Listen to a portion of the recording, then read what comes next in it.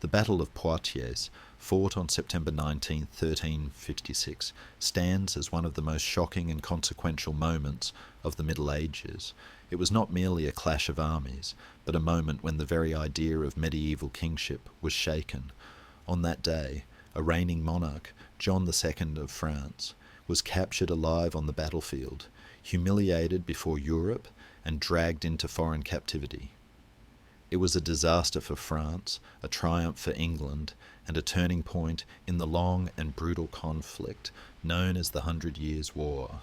By the mid-14th century, France and England had already been locked in intermittent war for nearly 2 decades. The English crown claimed legitimate rights to the French throne, while France fought to preserve its sovereignty. Just 10 years earlier, the French had suffered a devastating defeat at Crécy, and the capture of Calais soon after.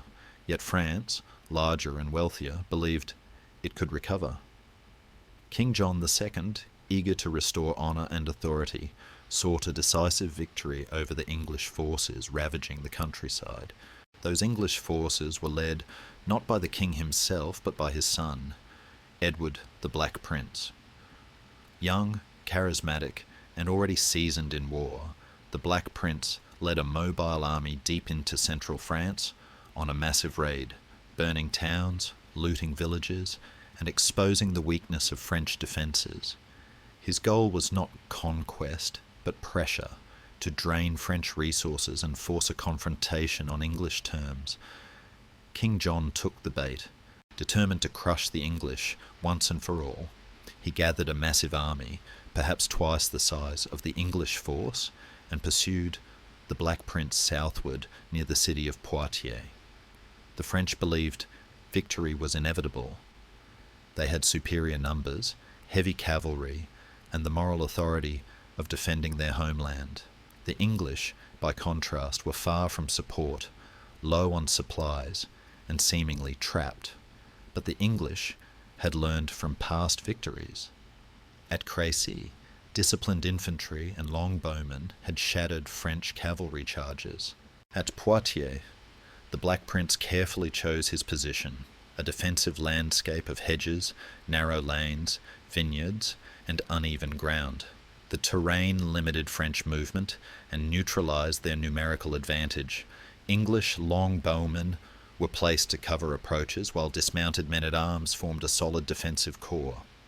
On the morning of September 19th, negotiations were attempted, papal envoys sought to avoid bloodshed, and the Black Prince even offered to return captured towns in exchange for safe withdrawal. King John refused. He wanted total victory or nothing. Confident in his strength, he ordered the attack. The French assault unfolded in waves, and almost immediately things went wrong. The narrow terrain disrupted formations. Cavalry charges lost momentum. English arrows fell relentlessly, cutting down horses and men alike. French knights, weighed down by armour, stumbled into chaos. The English held firm, retreating only when necessary, always maintaining cohesion. As the battle dragged on, French command collapsed. Units attacked without coordination. Some fled, others fought bravely but blindly. Then came the decisive moment. The English launched a counterattack, led by mounted troops striking the French flank. Panic spread. What had begun as a confident royal offensive dissolved into confusion and fear. At the centre of the battlefield, King John II refused to flee. Surrounded by enemies, he fought fiercely, wielding a battle axe alongside his teenage son, Philip.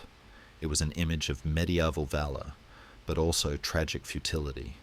Eventually, overwhelmed and exhausted, the king was forced to surrender. He handed his glove to an English knight, signalling submission. The unthinkable had happened. The King of France was a prisoner of war. The consequences were immediate and catastrophic. The French army collapsed entirely. Thousands were killed or captured. The English, vastly outnumbered at the start of the day, had achieved one of the most stunning victories in medieval military history. Yet the greatest prize was not territory or treasure. It was a king, John II was taken first to Bordeaux, then to England, where he was treated with outward courtesy, but held firmly as a bargaining chip. His capture sent shockwaves across Europe. Kings were supposed to rule by divine right, protected by God and destiny. Now one sat in foreign captivity, powerless. France descended into chaos.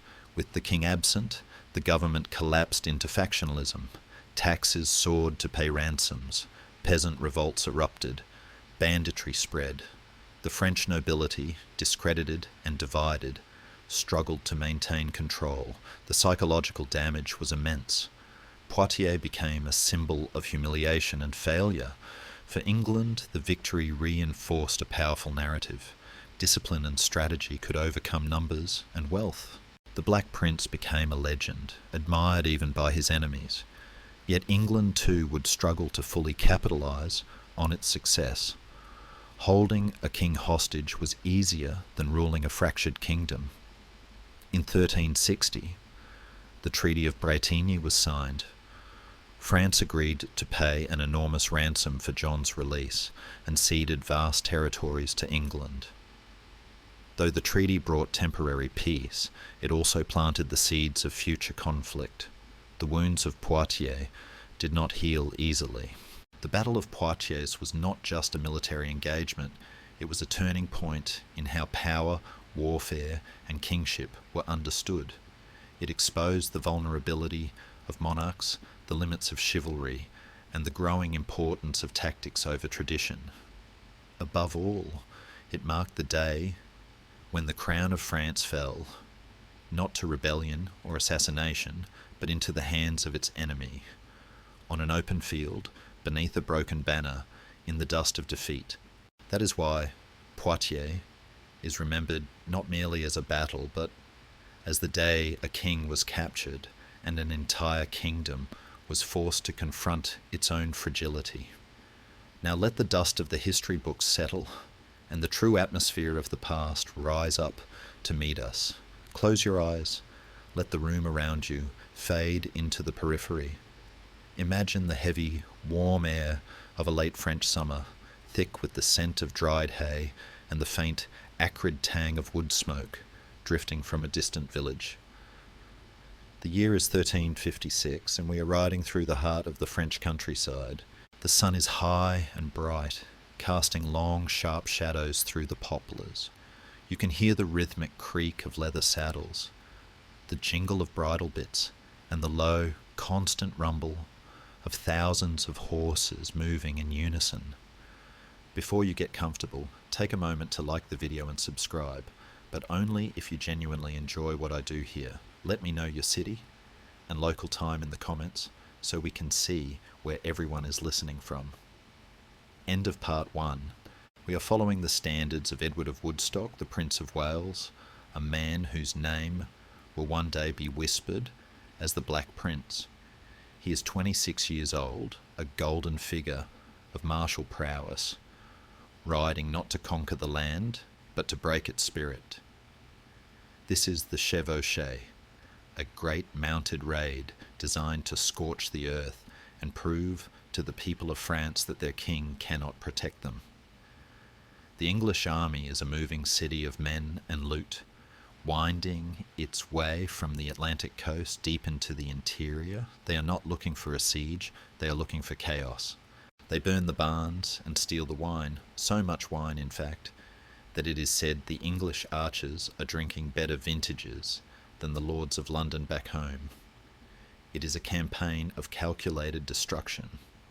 Historians still argue whether Edward truly sought a pitched battle with the French king, or if he was simply trying to cripple the French economy before slipping back to the safety of Bordeaux. But whatever his intent, he has stirred the hive. As we ride with his vanguard, the mood is confident, perhaps even arrogant. The wagons groan under the weight of stolen silver and silk. The men are in high spirits, their armour dusty, their faces bronzed by the August sun. They feel invincible, masters of a land that is not theirs. But the season is turning. The leaves on the vines are beginning to yellow, and the days are growing shorter. Unbeknownst to the laughing soldiers, a massive shadow is moving down from the north to meet them. The King of France has summoned his host, and the easy days of raiding are about to end. The roads back to the coast are no longer open. The trap is beginning to close, and the hunter is about to become the hunted. While the Black Prince and his men laughed amidst the spoils of the French countryside, drinking stolen wine under the late summer sun, a very different atmosphere was brewing to the north. We must now let our minds drift away from the dusty, chaotic columns of the English raiders and glide over the rolling hills, across the broad, shimmering ribbon of the Loire River, until we descend into the stone-flagged halls where the power of France resided. Here, the air is not filled with the smoke of burning barns, but with the cold, heavy silence of suppressed rage. King John II, the second monarch of the House of Valois, was a man immense in both stature and pride. History has remembered him as Jean le Bon, John the Good, though in the parlance of the 14th century, good did not necessarily mean gentle or saintly. It meant a good fellow, a man of courage, camaraderie, and martial spirit. He was a king who loved the pageantry of the joust and the romance of the sword, yet he sat on a throne that felt increasingly unstable. The ghost of the Battle of Crécy, fought a decade prior, still haunted the French nobility. That defeat had been a shock to the system, a crack in the armour of French invincibility, and John knew that his reign could not survive another such humiliation. Reports of the Black Prince's raid were arriving daily, carried by exhausted messengers whose horses were frothed with sweat. They told of villages torched, of taxes stolen, and of the English prince moving with impunity through the king's own lands.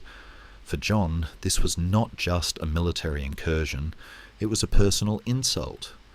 It was a slap across the face of the monarchy. He could not merely send a lieutenant to deal with this upstart Plantagenet prince. He had to go himself. He had to crush the English threat so completely that no one would ever question the Valois claim to the throne again. And so the call went out. It was the arrière-ban, the summons to all able-bodied men of noble birth to rally to the king's banner. Imagine the scene at Chartres, the great staging ground for the French response. The city, usually quiet in the shadow of its magnificent cathedral, was transformed into a bustling city of war. From every corner of the kingdom, the flower of French chivalry rode in. They came from the foggy coasts of Normandy, the sun-drenched valleys of the Rhône, and the flat plains of Picardy. The sheer visual splendour of this gathering is hard for the modern mind to fully grasp. We are used to armies in uniform camouflage blending into the mud, but this army was designed to be seen. It was a kaleidoscope of heraldry. Thousands of banners snapped in the wind, displaying lions, lilies, eagles and crosses in brilliant crimsons, azures and golds. The sunlight glinting off thousands of polished breastplates would have been blinding, a sea of moving steel that looked more like a festival than a funeral march. Yet beneath the silk and the silver there was a deadly seriousness. Historians and chroniclers of the time, such as the famous Jean Froissart, were prone to wild exaggeration, claiming that John gathered an army of some 60,000 men. Modern scholarship, sifting through the pay records and logistical limits of the time, suggests a number closer to 16,000 or perhaps 20,000 fighting men. But even this lower estimate represented a colossal force for the era, vastly outnumbering the English raiders to the south. It was a force that moved with the slow, grinding inevitability of a glacier. But glaciers, as we know, are heavy, and the French army was weighed down by its own magnificence. This was the era where war was the sport of kings, and one did not go to war without one's comforts.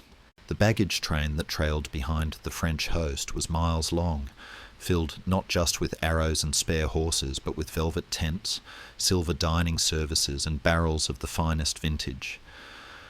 There is a touch of tragic irony here, a soft chuckle echoing through the centuries. While the English were lean, hungry, and hardened by weeks of living off the land, the French knights were riding to battle with the expectation that they would be home in time for a celebratory banquet, perhaps complaining if the wine had been shaken too much by the cartwheels. But King John was not a fool. He knew that the English were fast, and he knew that catching them was the real challenge. He studied the maps, or what passed for them, and realized the Black Prince was heading back toward the safety of Bordeaux. To destroy him, John had to get ahead of him. He had to cut off the retreat. In a decisive move that showed his eagerness for battle, John made a critical strategic choice. He dismissed many of his foot soldiers, the slower-moving infantry who dragged the pace of the army down, and focused on speed. He kept his heavy cavalry, his elite knights, and his crossbowmen, transforming his massive host into a projectile aimed at the Loire crossings. It was a gamble, sacrificing mass for mobility, but John felt he had mass to spare. The race was on. The French army crossed the Loire at Orléans, moving south with a speed that surprised even the English scouts. The landscape began to change, the flat wheat fields giving way to the rolling wooded terrain of Poitou. The weather, too, began to turn.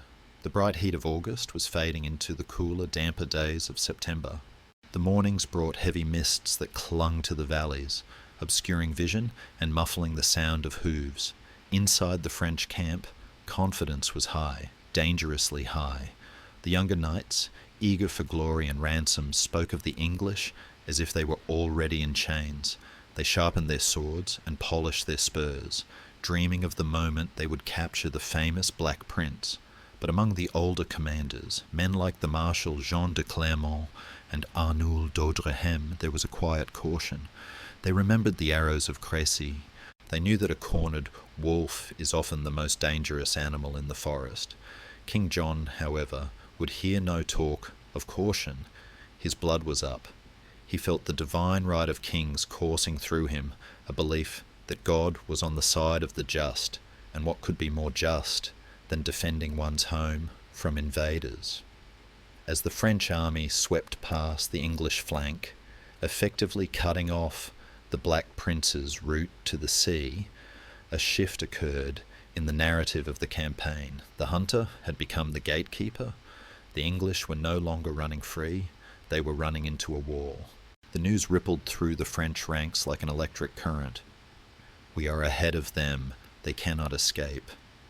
The joy in the French camp was palpable, a mix of relief and anticipation. They had won the war of maneuver. Now they only had to win the war of iron. The king rode at the head of his column, his face set in a grim smile. He was leading the greatest army Christendom could muster, and he was marching toward destiny. He did not know that he was marching toward a small, insignificant field near a city called Poitiers, nor did he know that the very size and splendor of his army would become its greatest liability. The sun dipped low over the horizon, painting the French banners in shades of blood and violet, and the army bedded down, the fires of their camps stretching as far as the eye could see. A galaxy of sparks on the dark earth, waiting for the dawn that would bring them face to face with the English ghosts. Now, the narrative camera pulls back, rising high into the grey, swirling mists of the mid-September sky. From this vantage point, looking down upon the verdant, rolling tapestry of the Poitou region, we witness one of the most bizarre and tense phenomena of medieval warfare.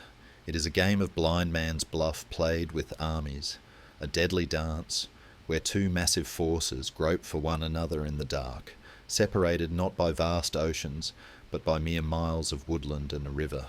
To understand the tension of these few days leading up to the battle, we must strip away our modern understanding of satellite imagery and instant communication. In Stettiner 56, an army saw only as far as its furthest scout could ride and return before sunset. Beyond that horizon lay the unknown, a map filled with rumours, terrified peasants, and the terrifying silence of an enemy who might be anywhere. On the 14th and 15th of September, a strange silence settled over the countryside. The Black Prince, weighed down by his immense train of looted wagons, groaning with silver plate, heavy tapestries, and casks of wine, was moving slowly southwest. He was like a gorged predator, seeking the safety of his den in Bordeaux.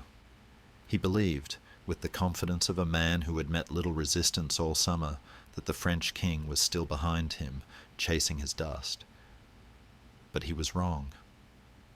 In a feat of logistical brilliance that historians still marvel at today, King John's army had not only caught up, they had marched right past the English flank. Under the cover of the dense forests and the confusing, winding roads of the Vienne Valley, the French host had overtaken the English, crossed their path, and planted themselves firmly between the Black Prince and his safety. It is a moment of supreme historical irony. For 2 days, these two great leviathans of war moved almost side by side, separated by, perhaps, only a dozen miles, yet neither knew exactly where the other was. Imagine the atmosphere in the English column as the realization began to dawn. It did not come as a sudden shout, but as a slow, creeping dread. The local guides, peasants pressed into service at the point of a sword, began to mutter nervously. The tracks on the roads were not the chaotic footprints of refugees fleeing south, but the disciplined, deep ruts of heavy war horses and baggage carts moving north and west. The air tasted different. There is a specific sensory shift that happens when an army is nearby. The wildlife goes quiet. The birds vanish, and the smell of thousands of campfires clings to the valley floor like a low fog. The English scouts, riding hard on their light hobbies, began to return with pale faces. They had seen the French standards, not behind them, but ahead. The shock of this discovery cannot be overstated. The Black Prince, who had been dictating the tempo of the war for months, suddenly found the rhythm snatched from his hands. He was no longer the raider. He was the trapped animal.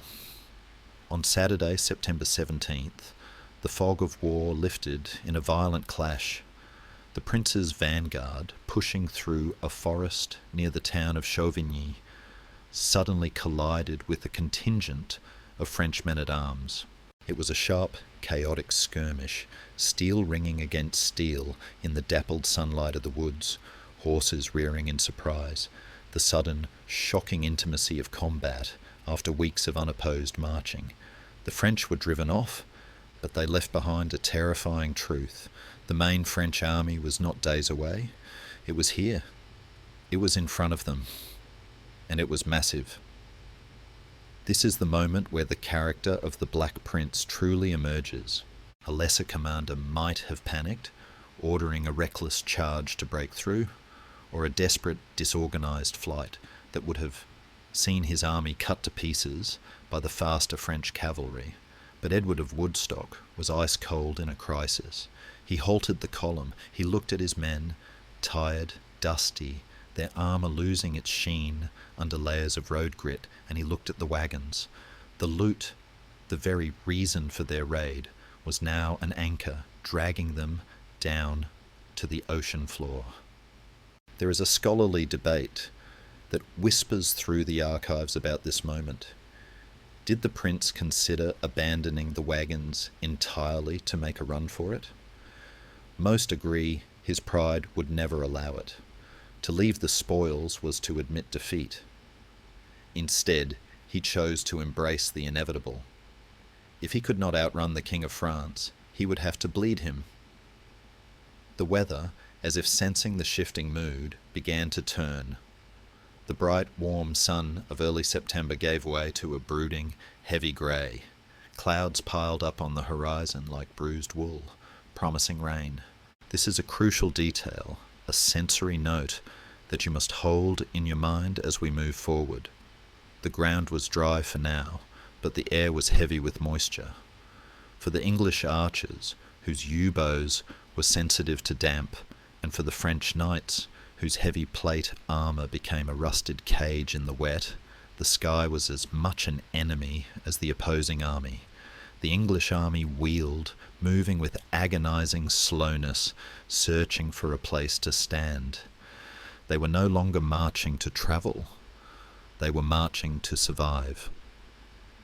The prince needed ground that would favour his smaller numbers. He needed a landscape that would act as a force multiplier, a shield for his weary men. He found it near a small abbey, in a landscape crisscrossed with hedges and vines. The English soldiers, sensing the shift in their commander's intent, stopped their bawdy marching songs. The jokes about French wine died out. A hushed, focused industry took over. Men checked their bowstrings, rubbing them with beeswax to keep out the damp. Knights adjusted their straps, tightening the leather until it creaked.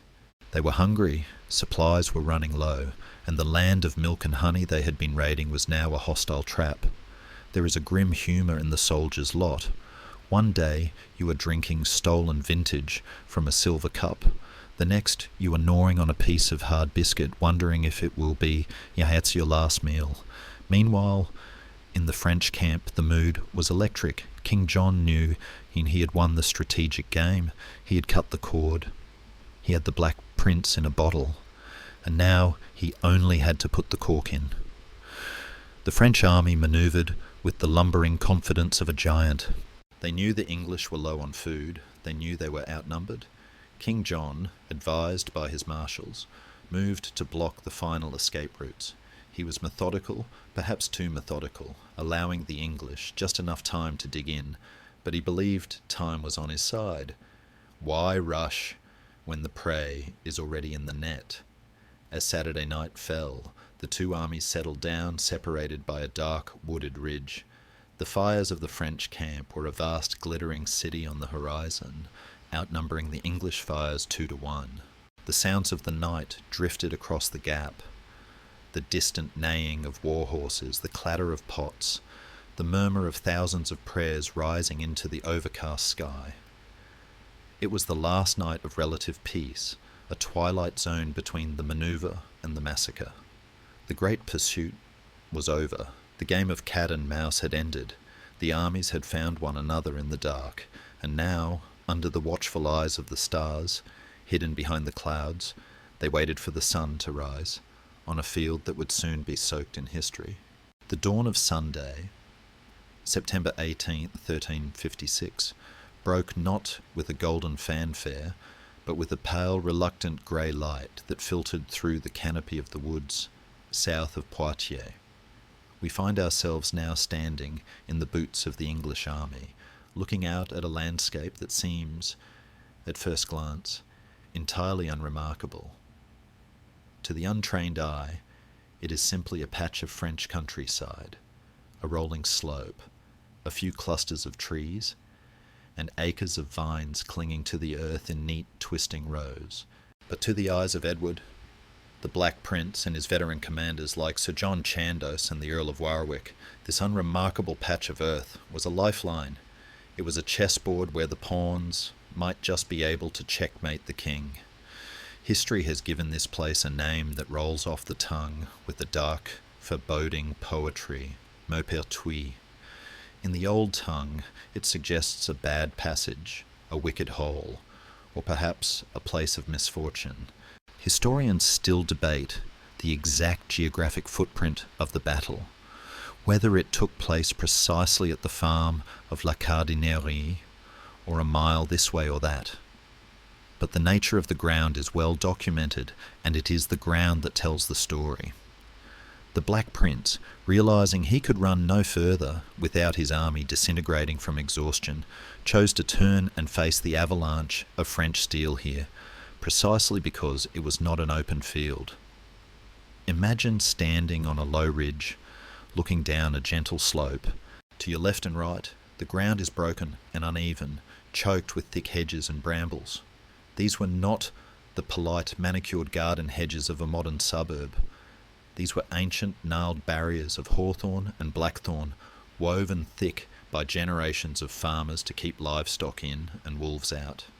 In the centre of this defensive bowl ran a narrow cart track, a sunken lane that cut through the vineyards. It was barely wide enough for 4 horsemen to ride abreast. This lane was the throat of the battle, the only clear path through the tangled terrain. By choosing this spot, the prince was issuing a silent, deadly invitation to the French. Come and get me, but you must come through here. The English army, now numbering perhaps 6,000 men against the French 16,000 or more, began to work with a frantic, silent energy.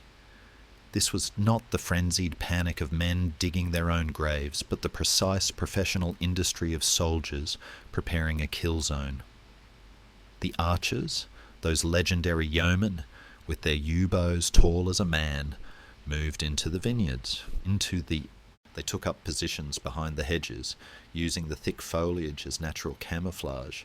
They were creating a shape known as a hearse or harrow, a formation that would allow them to rain arrows into the flanks of anyone foolish enough to ride down that central lane.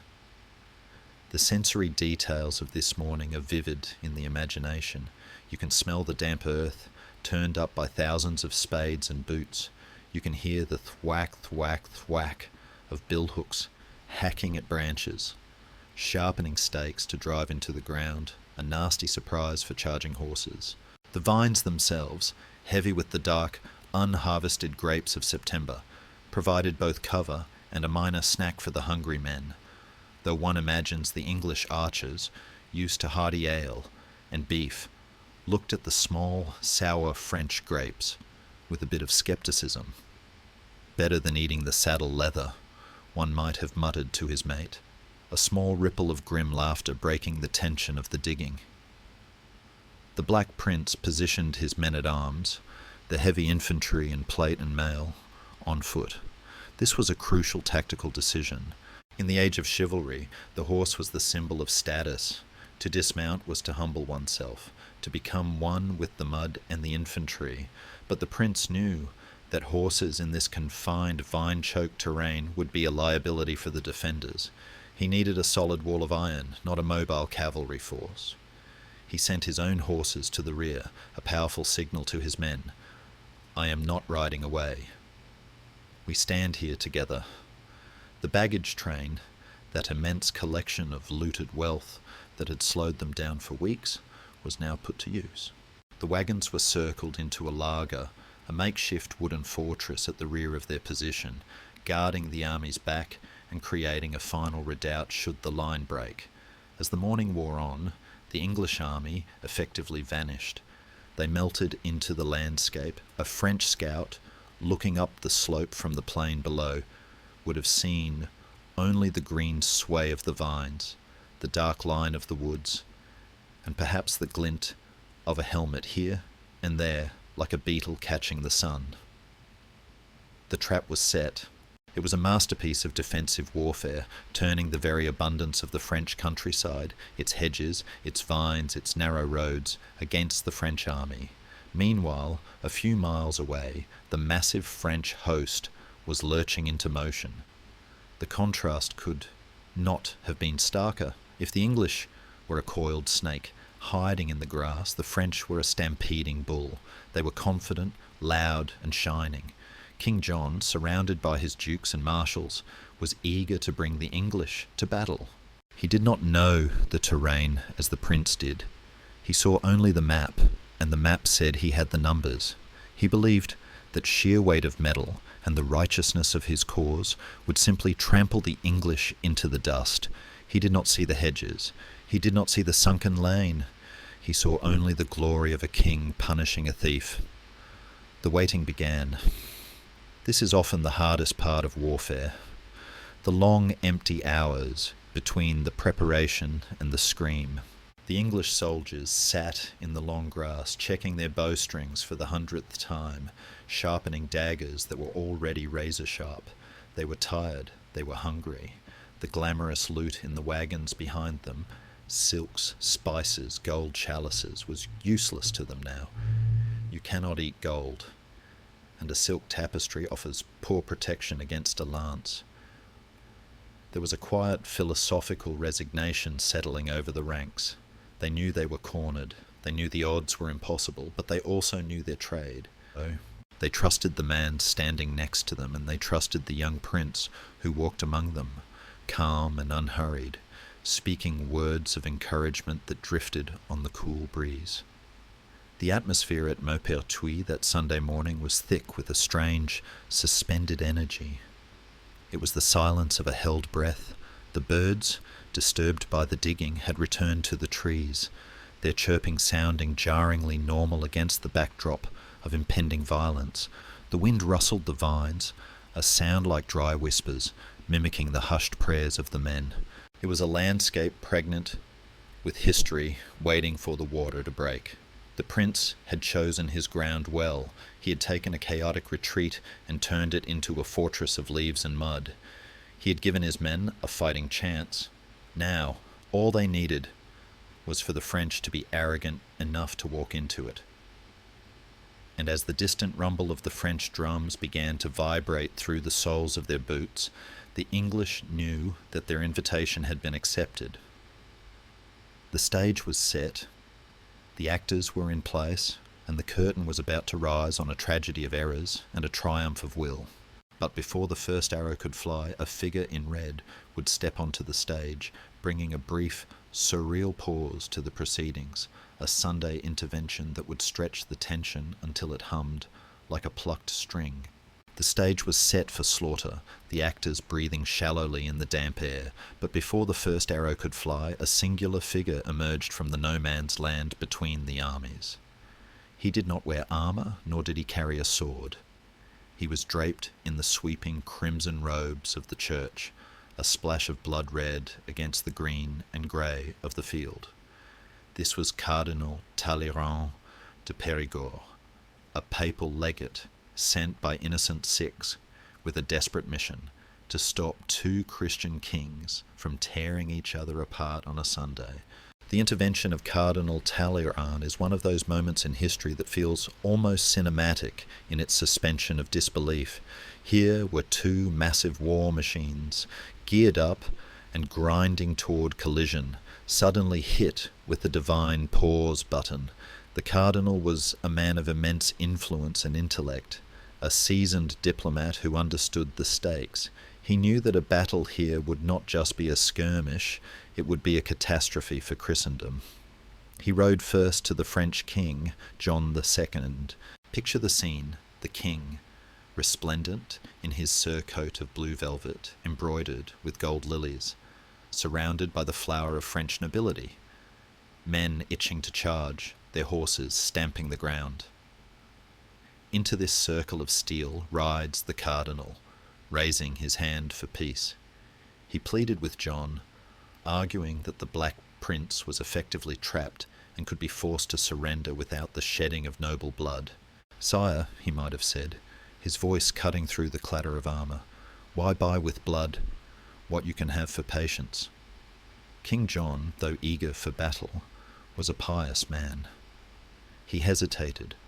The weight of the church was heavy, and the idea of a bloodless victory, a total capitulation of the English heir, was tempting. He granted the cardinal a temporary truce to negotiate. Talleyrand then rode to the English lines. The reception here was different. The Black Prince was not looking for a way out of a fight he could win. He was looking for a way out of the annihilation he could not avoid. He received the cardinal with courtesy, but his position was dire. He knew he was outnumbered, outflanked, and low on supplies. In a move that reveals just how desperate the English situation truly was, the Black Prince made an offer that stunned the negotiators. He offered to return every town and castle he had captured on this raid. He offered to release all prisoners without ransom. He even offered to swear an oath not to take up arms against the King of France for 7 years. It was a staggering concession. It was effectively a surrender in all but name. The Black Prince was willing to erase the entire success of his campaign, to walk away with nothing but his life and his army intact, just to avoid this battle. The Cardinal, elated, rode back to the French camp with these terms. He believed he had saved the day. He believed he had secured a triumph for peace and for France. But the war council of King John was not in a mood for mercy. The French hawks, led by men like Marshal d'Audrehem and the Bishop of Chalons, scoffed at the offer. To them, letting the Black Prince walk away, even empty-handed, was an insult. He had burned the heart of France. He had humiliated the crown. They wanted him in chains, or they wanted him dead. They demanded that the prince surrender himself and his top 100 knights as unconditional prisoners. This was the sticking point. This was the bridge too far. For a medieval prince to surrender voluntarily without a fight was a stain on honour that could never be washed away. It was social and political suicide. The negotiations dragged on throughout the day. The sun climbed high and began its descent, casting long, melancholic shadows across the waiting armies. It was a surreal Sunday. Thousands of men stood in their ranks, sweating in their padding, leaning on their spears, watching the tiny figures of the heralds and the cardinal shuttling back and forth like weavers on a loom. The tension was excruciating. It is a psychological torture to prepare one's mind for death, only to be told to wait, and then to wait again. In the English lines, the truce was a godsend. While the diplomats talked, the soldiers worked.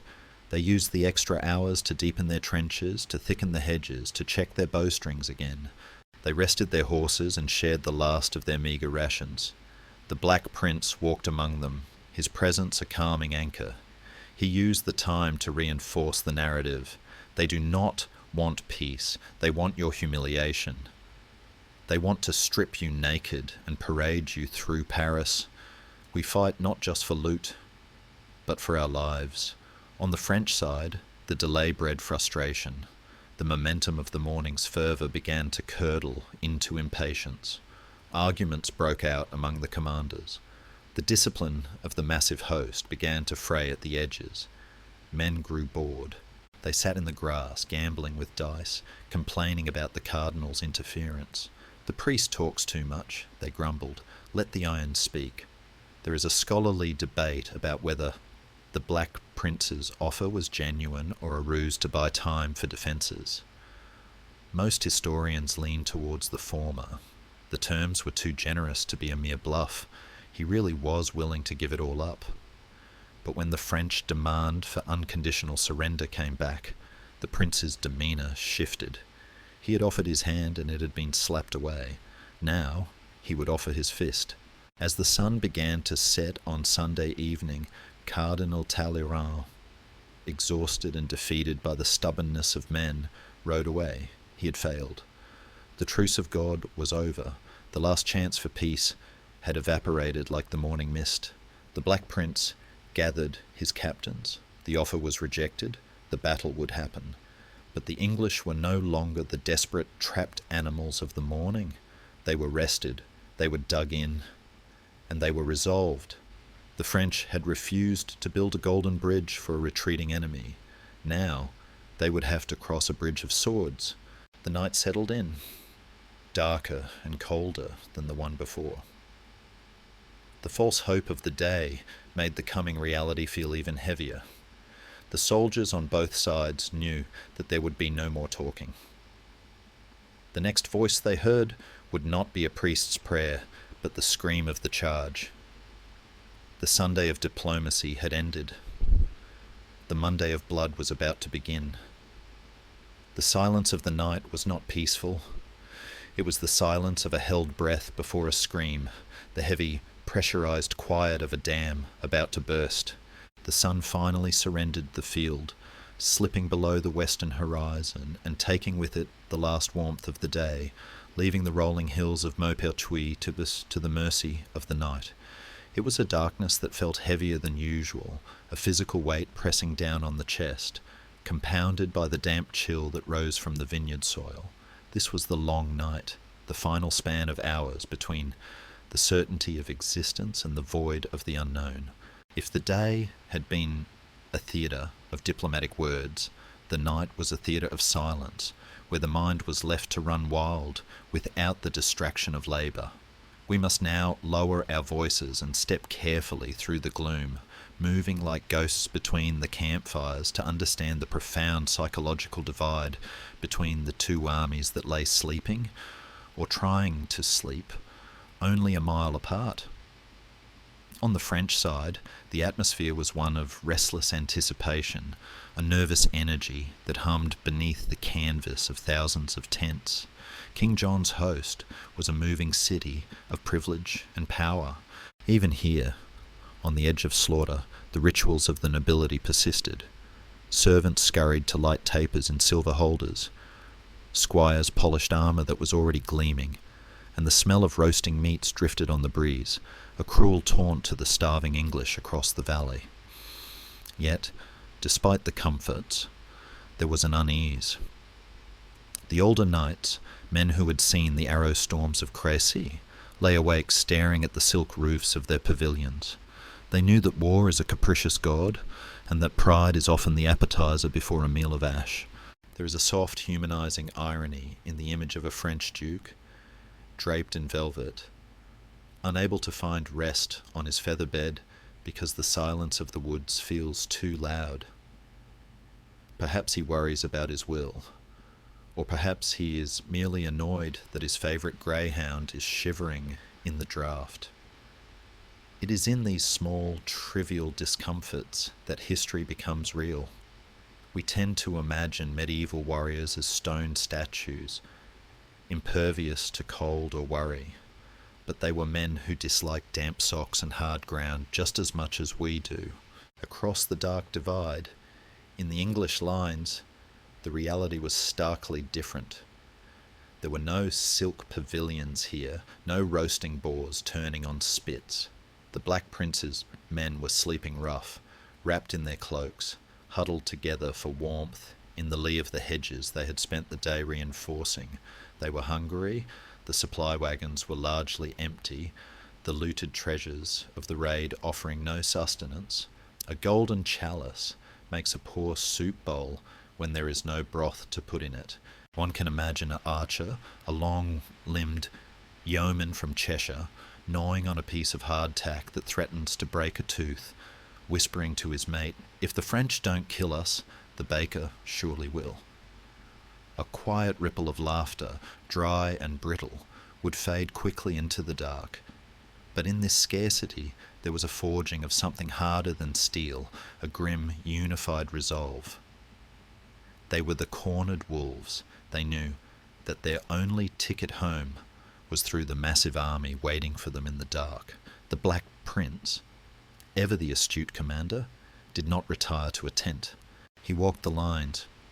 He let his men see him, a dark silhouette against the grey sky, calm, unhurried, a living promise that they would not be abandoned. He checked the sentries, spoke to the captains, and ensured that the most precious resource of the English army was protected: the bowstrings. The air was thick with moisture, a heavy dew settling on the grass. A wet bowstring loses its snap, its power, its life. So the archers unstrung their great yew weapons, coiling the hemp strings, and tucking them inside their hats or under their jerkins, keeping them warm and dry against their own skin. It is a tender, intimate detail of war that the instrument of death must be cradled like a child to ensure it functions when the sun rises. As the night deepened, a profound silence settled over the field of Maupertuis.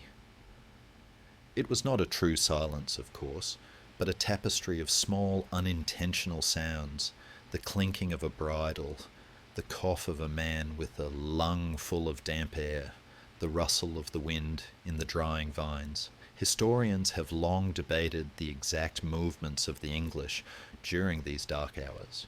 Some chronicles suggest the Black Prince intended to slip away under the cover of darkness to retreat before dawn broke.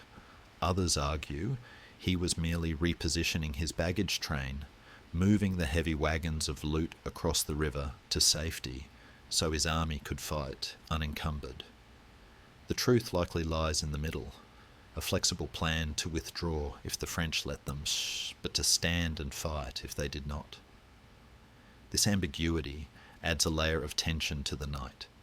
Every snapping twig sounded like a French scout. Every shadow looked like a charging knight.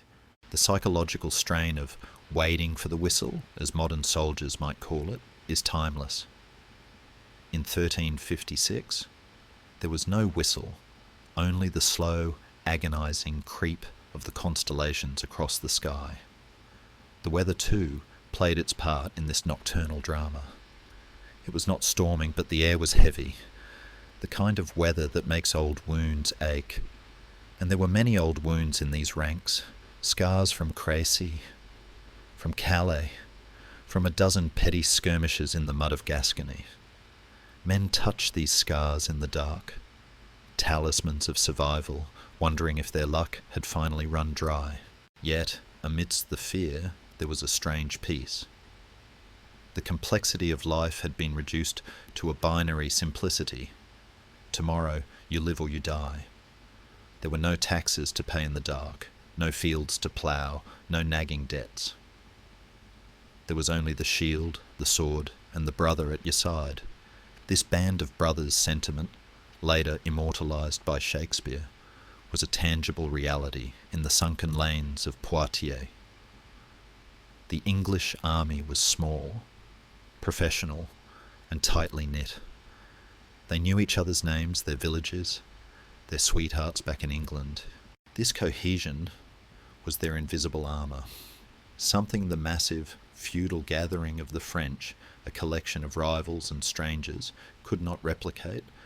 As the hours stretched on, the false peace of the Sunday negotiations felt like a distant dream. The reality of the coming violence began to crystallize. Men made their peace with God. Chaplains moved through the English ranks, hearing confessions in hushed tones. "Father, I stole a chicken in Bordeaux. Father, I bear hatred in my heart." The sins of the raid were absolved in the shadow of the hedge, the slate wiped clean for the final exam. On the French side, the mood was more boisterous, filled with the braggadocio of men who believe they cannot lose. They drank wine and toasted to the capture of the prince.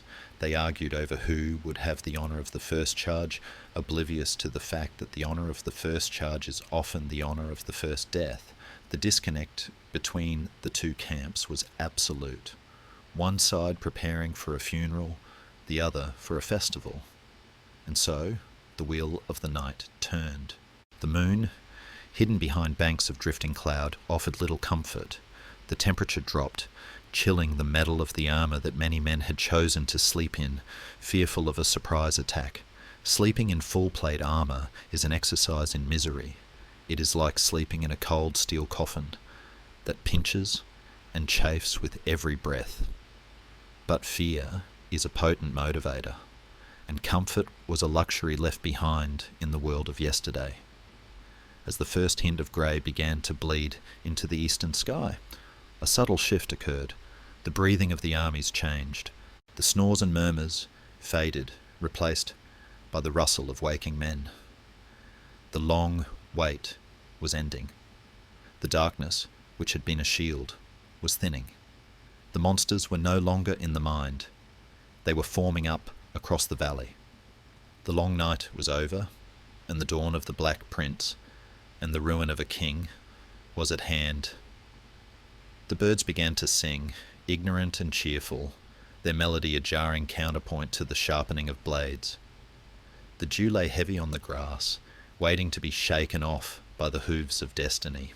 The truce expired, not with a bang, but with the quiet, indifferent arrival of the sun. It was Monday, September 19th, 1356. The grey light of dawn began to bleed through the heavy mists of the Clane Valley, revealing a world that had been suspended in a fragile artificial peace for 24 hours. As the light strengthened, it caught the edges of the world in sharp relief, the dew dripping from the tips of the lances, the steam rising from the flanks of the war horses, and the pale, tired faces of men who had slept on the cold ground. The truce of God, negotiated by the cardinal with such desperate hope, had dissolved with the darkness. The diplomatic immunity was gone. Now only the laws of physics and the laws of blood applied. In the English camp, the morning began with a flurry of activity that has puzzled and intrigued historians for nearly 700 years. Just as the light was grey enough to see across the valley, the English began to move. But they were not moving toward the French, they appeared to be moving away. The Earl of Warwick, commanding the baggage train, that lumbering collection of wagons filled with the looted treasures of the chevauchés, began to rumble his carts toward a crossing point over the river Meosson. To an observer watching from the French lines, it looked unmistakably like a retreat. It looked like the Black Prince, realizing the hopelessness of his position, was trying to slip away before the French could fully deploy. Historians still argue vigorously about this moment. Was it a genuine attempt to flee? Was the Black Prince hoping to cross the river and put water between himself and King John, abandoning the fight entirely? Or was it a masterstroke of tactical deception, a feigned retreat designed to bait the French into a premature, disorganized attack? There is a third theory, perhaps the most plausible, that it was simply a housekeeping measure. The prince was moving his vulnerable wagons out of the kill zone to clear the decks for the battle he knew was coming. Regardless of the intent, the effect was electric. Across the gap in the French lines, the side of the English banners receding toward the river acted like a spark in a room full of gunpowder. The French commanders, already chafing from the delay of the previous day, saw their worst fears being realized. The prey was escaping.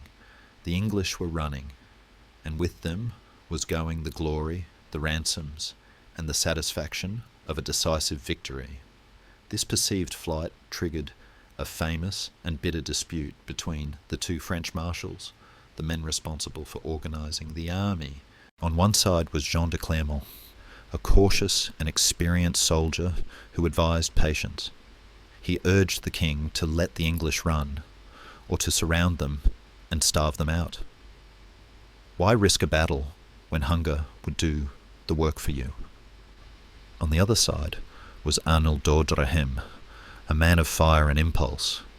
He saw the moving wagons and practically screamed for an immediate attack. He accused Clermont of cowardice, a charge that, in the chivalric code of the 14th century, was worse than an accusation of murder. The exchange between them is legendary, preserved in the chronicles with the sting of a whip. Audrehem sneered at Clermont, suggesting that the marshal was afraid to feel the English arrows.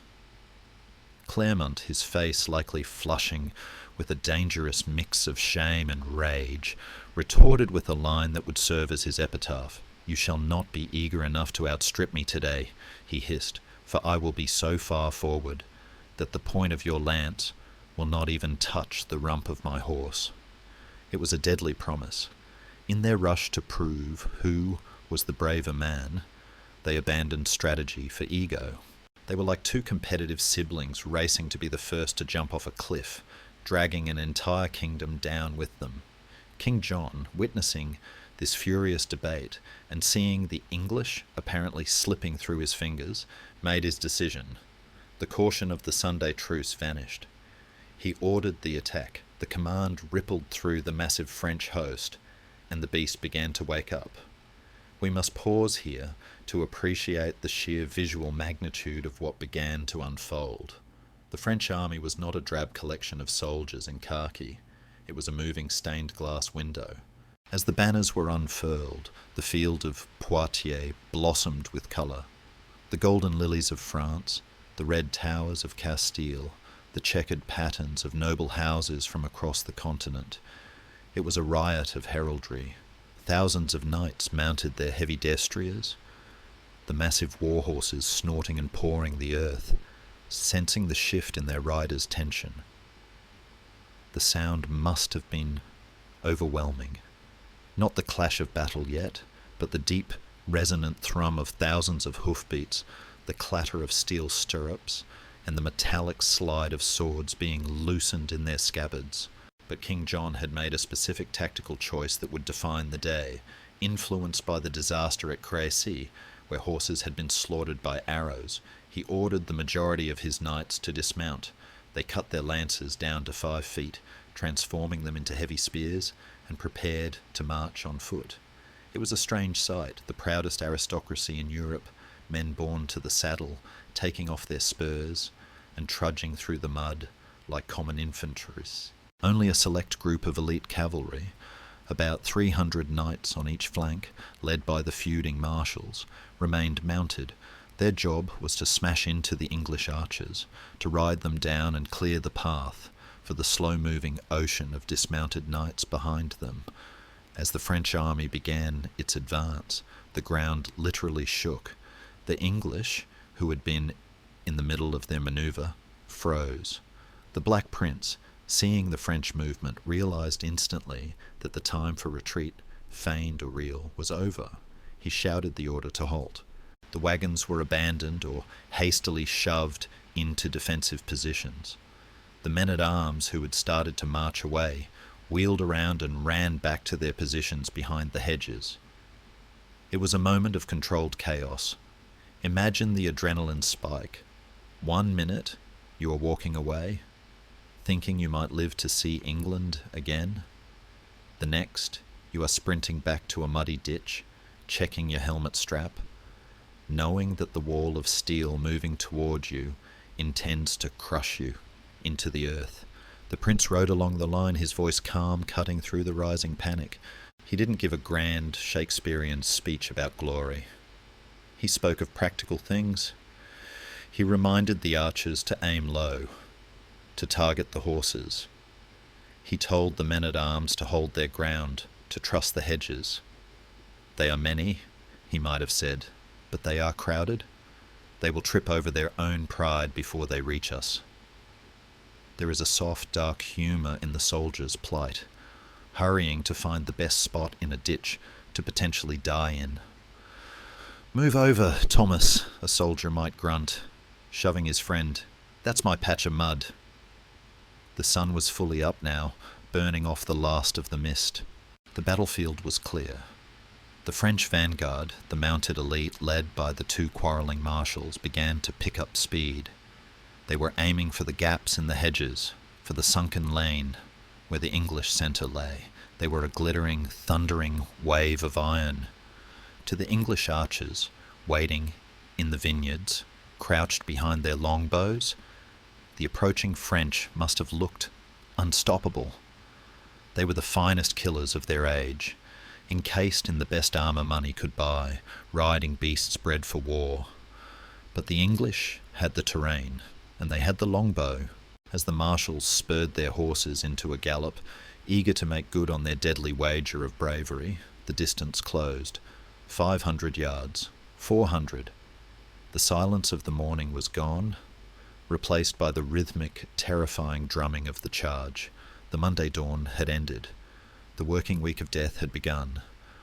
The banner of the King of France, the oriflamme, a sacred red flag that signalled no quarter, meaning no prisoners would be taken, was rumoured to be unfurled. Whether true or not, the message was clear. This was not a skirmish. This was an annihilation, and the Black Prince, standing in the mud, watched them come and waited for the exact moment to unleash the storm.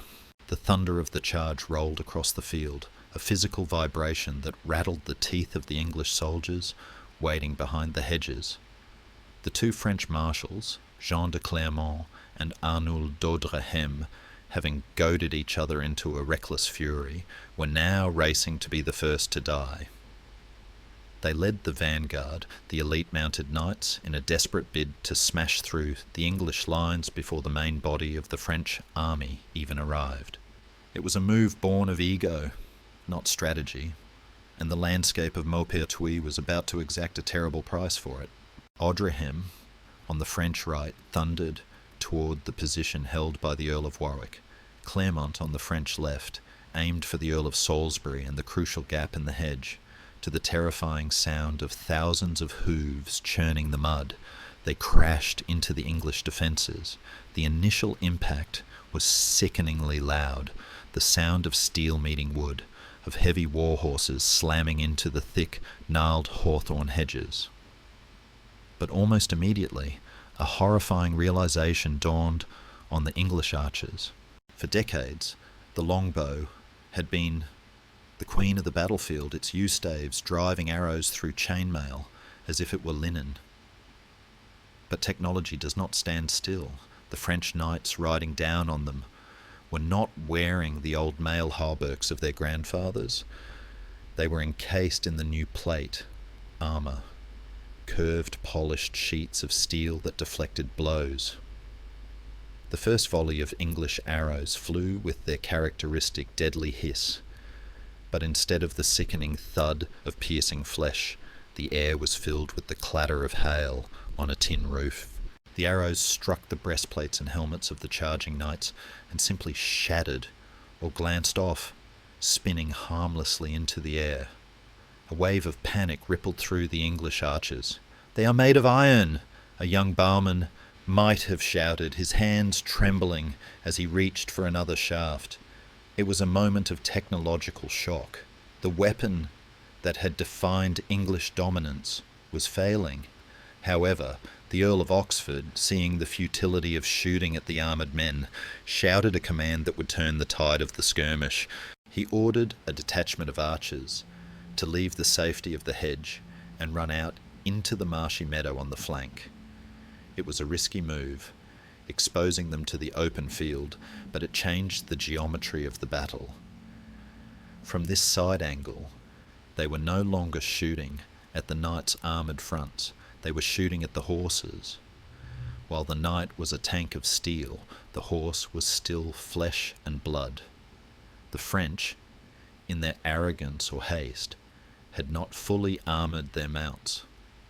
The English archers, realising the new game, lowered their aim. The next volley did not clatter. It screamed. The arrows struck the horses in their flanks and hindquarters. The effect was immediate and catastrophic. A war horse, maddened by the pain of a bodkin point driving deep into its flesh, is no longer a disciplined steed. It is a 2,000-pound weapon of chaotic destruction. The French formation, so tight and majestic moments before, dissolved into a writhing, screaming mess. Horses reared, throwing their riders into the mud. Others bolted, crashing sideways into their neighbours, shattering knees and crushing rib cages. The sunken lane, the intended avenue of French victory, became a slaughterhouse. The scene in the lane was horrific. Knights, thrown from their saddles, lay helpless in the mud, weighed down by the very armour that had protected them from the arrows. They were like overturned turtles, struggling to rise while the battle raged over them. The English men-at-arms, seeing the chaos, stepped out from behind the hedges. This was the brutal reality of medieval combat. Not a duel of swords, but a grim harvest. They moved among the fallen knights with daggers and short swords, targeting the weak points in the armour, the armpits, the groin, the visor slits. It was not chivalrous, it was efficient. Marshal Clermont, true to his tragic vow, was found in the thick of the fighting. He had promised to be so far forward that no one could question his courage, and he kept his word. He was cut down in the chaotic melee, dying under the banner he had served, killed not by a noble equal, but likely by the crushing weight of the press or a nameless soldier's blade. His rival, Marshal d'Audrehem, was more fortunate, if one can call it that. His horse was shot out from under him, and he was dragged from the mud, captured by an English squire. The two men who had started the battle with a shouting match ended it in silence, one in the grave, the other in chains. The destruction of the French vanguard was rapid and total. In less time than it takes to eat a meal, the elite cavalry force had been annihilated. But the horror for the French was not just the loss of life, it was the disruption it caused. The survivors, terrified and losing control of their wounded horses, turned and fled back down the slope. This is where the tragedy of Poitiers deepens. The retreating horses, blind with pain and panic, did not veer off to the sides. They stampeded straight back into the advancing lines of their own army. The second wave of the French assault, a massive division of foot soldiers led by the Dauphin, the king's eldest son, was marching up the hill. They were disciplined, tight formations of men-at-arms trudging forward with their shortened lances. Suddenly they were hit not by the English, but by the wreckage of their own vanguard. Mad horses ploughed into the ranks of the French infantry. Knights were knocked over like bowling pins. The formation broke apart as men scrambled to avoid being trampled by their own cavalry. The cohesion of the Dauphin's division was shattered before they even reached the enemy. It was a cascade of failure, a domino effect triggered by the English archers on the flank. Historians often pause here to debate the role of the landscape. Had the ground been open, the horses might have scattered wide. But the hedges and the vineyards funneled the panic, channeling the retreating chaos directly into the face of the advancing support. The Black Prince's choice of terrain was paying dividends. He could not have calculated better if he had used a surveyor's equipment. In the English lines, the mood shifted from fear to a savage, breathless exhilaration. They had weathered the storm. The invincible knights lay in heaps of steel and horseflesh before them.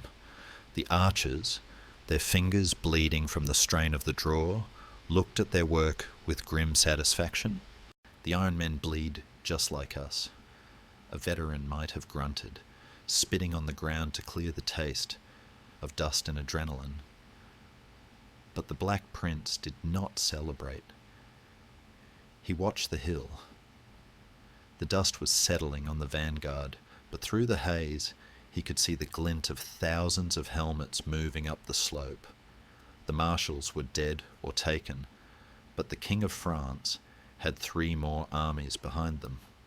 The respite was brief, barely enough time to pull arrows from the bodies of the fallen or take a swig of water from a leather flask.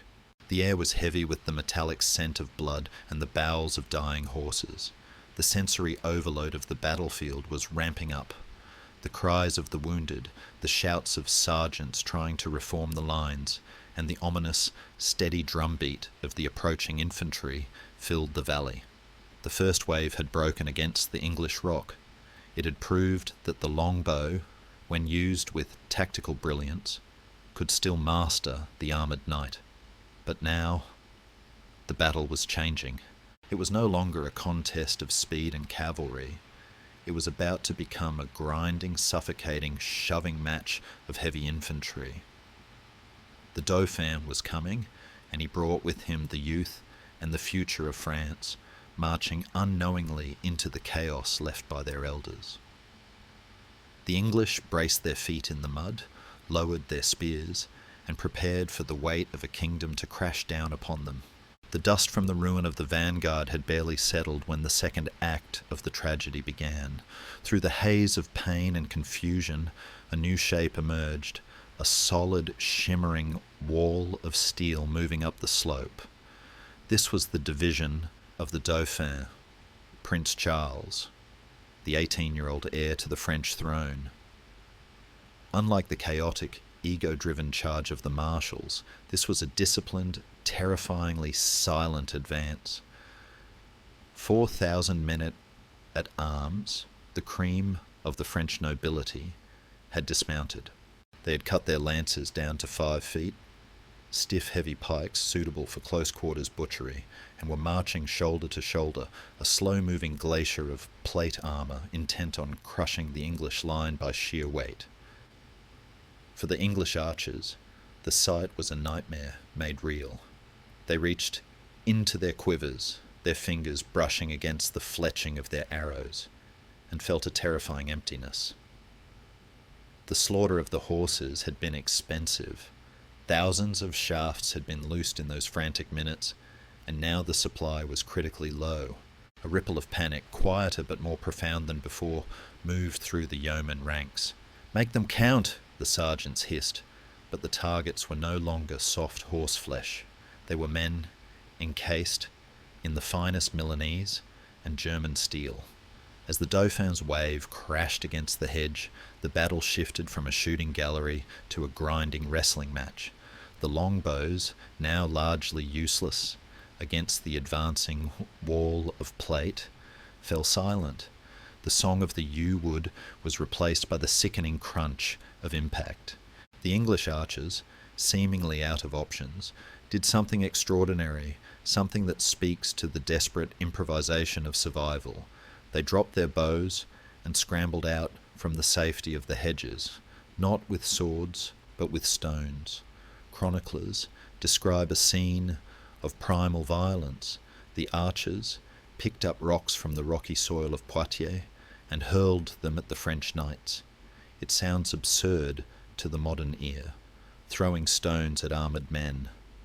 But imagine the chaos, a rock striking a helmet with force rings like a bell, stunning the wearer, blurring their vision, breaking their concentration. Others ran forward to scavenge arrows from the dead and dying in the sunken lane, pulling bloody shafts from the corpses of horses and men to shoot them back at the owner's kin.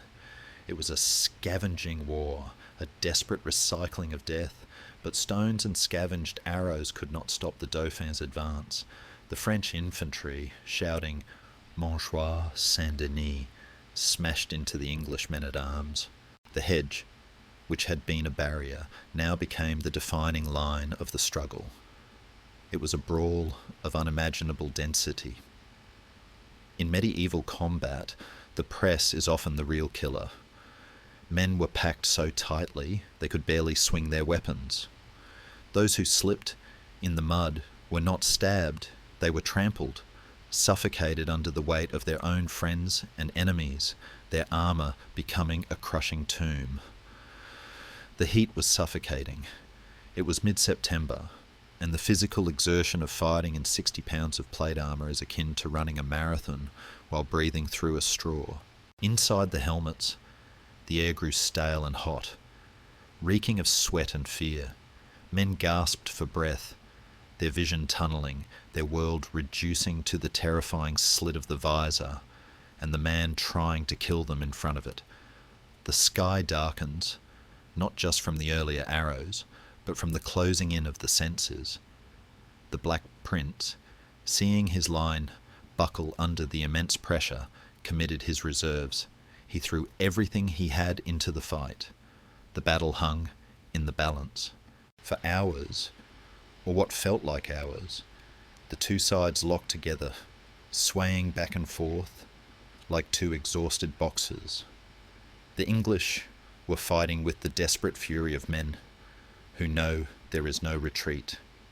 The French were fighting with the frustration of men who cannot believe a handful of archers and tired knights are holding them back. There is a scholarly debate about the Dauphin's performance here. Was he a brave young prince leading from the front, or a protected figurehead kept safely in the rear? The ferocity of his division's assault suggests they were well led, inspired by the presence of royalty. But even inspiration has its limits against the mechanics of exhaustion. The English defence was elastic. It bent, it groaned, but it did not break. The terrain, again, was the silent ally of the English. The French could not bring their superior numbers to bear. Only the front rank could fight, and the front rank was being fed into a meat grinder. Slowly, imperceptibly at first, the momentum shifted. The French assault lost its steam. Men, exhausted and disheartened by the stubborn resistance, began to step back. The retreat of the Dauphin's division was not a rout like the vanguard. It was a sullen, begrudging withdrawal. They had hammered at the door, but it had not opened. The order to pull back was given, perhaps to regroup, perhaps to catch their breath. As the French receded down the slope, the English did not chase them. They couldn't. They collapsed where they stood. Men leaned on their blood-slicked swords, chests heaving, gasping in the damp air. They were battered, bruised, and dangerously near the end of their endurance. They had repelled 2 waves, but at a terrible cost. Their armour was dented, their weapons notched, and their quivers were empty. The Black Prince looked out over the field. The ground was carpeted with the dead and the groaning, but as the Dauphin's banners moved away, a new horror revealed itself. The withdrawal of the sun revealed the father. Behind the retreating division of the Dauphin, a third force had not yet engaged, and behind them, the king himself. The English were spent, half dead on their feet, and they looked up to see that the battle was only half over. The sky seemed to darken further, not with rain, but with the shadow of inevitable doom. They had survived the storm, but the hurricane was still out there, watching, waiting, and fresh. As the broken remnants of the French vanguard recoiled from the English arrows, the Battle of Poitiers ceased to be a clash of tactics and devolved into a catastrophe of geography. To understand the true horror of this phase, the panic in the lane, we must narrow our focus. We must descend from the strategic overview and step directly into the mud of the sunken road that bisected the battlefield. This was the chemin de creux, a cart track worn deep into the clay by centuries of wagon wheels, flanked on both sides by high, tangled embankments of earth and hawthorn. In peacetime, it was a shady, pleasant tunnel through the vineyards. On this Monday morning, it became a bottleneck of unimaginable cruelty. The disaster began with the collision of opposing momentums. The survivors of the vanguard, terrified and blinded by pain, were desperately trying to flee back down the lane, away from the English arrows. Simultaneously, the massive division of the Dauphin was marching up the lane, disciplined and eager to engage. These 2 great forces, one a panic-stricken retreating wave, the other an irresistible advancing tide, crashed into each other in a space barely wide enough for a farm cart. The result was a crushing grimness that is difficult to visualize in our modern world of wide roads and open spaces. Men and horses were pressed together so tightly that they could not move their arms. Knights who had fallen in the initial volley were trampled into the mire, not by enemies, but by their own countrymen. The screams of the wounded were stifled by the press of bodies. The lane became a pit of writhing steel and flesh, a place where the chivalry of war evaporated instantly. There was no room to swing a sword, no room to couch a lance. There was only the crushing weight of the mob. The English, watching from behind their hedges, did not hesitate. They saw the confusion, the way the French column had stalled, choking on its own density. This was the moment the gentlemen of the English army stepped back and the butchers stepped forward. The English archers, seeing that their arrows were running low and the targets were static, abandoned their bows. They drew short swords, daggers, and heavy lead mauls. They slipped through the gaps in the hedges and descended into the lane like wolves into a sheep pen. The fighting here was not the noble duelling of romances. It was ugly, intimate work. The English infantry moved among the trapped French knights who were wedged against the muddy banks or pinned under their own dead horses. A knight in full plate armour is a formidable tank when standing and mobile, but prone and pinned, he is helpless. The English soldiers, lighter and unencumbered by heavy plate, moved with terrifying agility. They targeted the vulnerable points of the armour, the visor slits, the armpits, the groin, the backs of the knees. It was in this chaotic scrum that the true fog of war descended. The dust raised by thousands of feet mixed with the damp air to create a choking grit. The noise was deafening, a cacophony of shouting men, screaming horses, and the incessant rhythmic clang, clang, clang of metal on metal. It was said that the sound of the battle could be heard in the city of Poitiers, miles away, a low metallic roar like a distant forge. For the French knights trapped in the lane, the panic was absolute. They were the elite of society, men who had grown up in castles, accustomed to command and deference. Now they were dying in a ditch, killed by commoners, whose names they would never know. The psychological shock was as devastating as the physical blows. The hierarchy of the world was being overturned in the mud.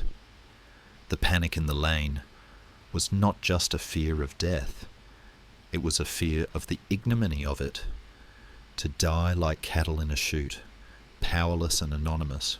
Historians often point to this specific moment as the turning point where the English psychological dominance was cemented.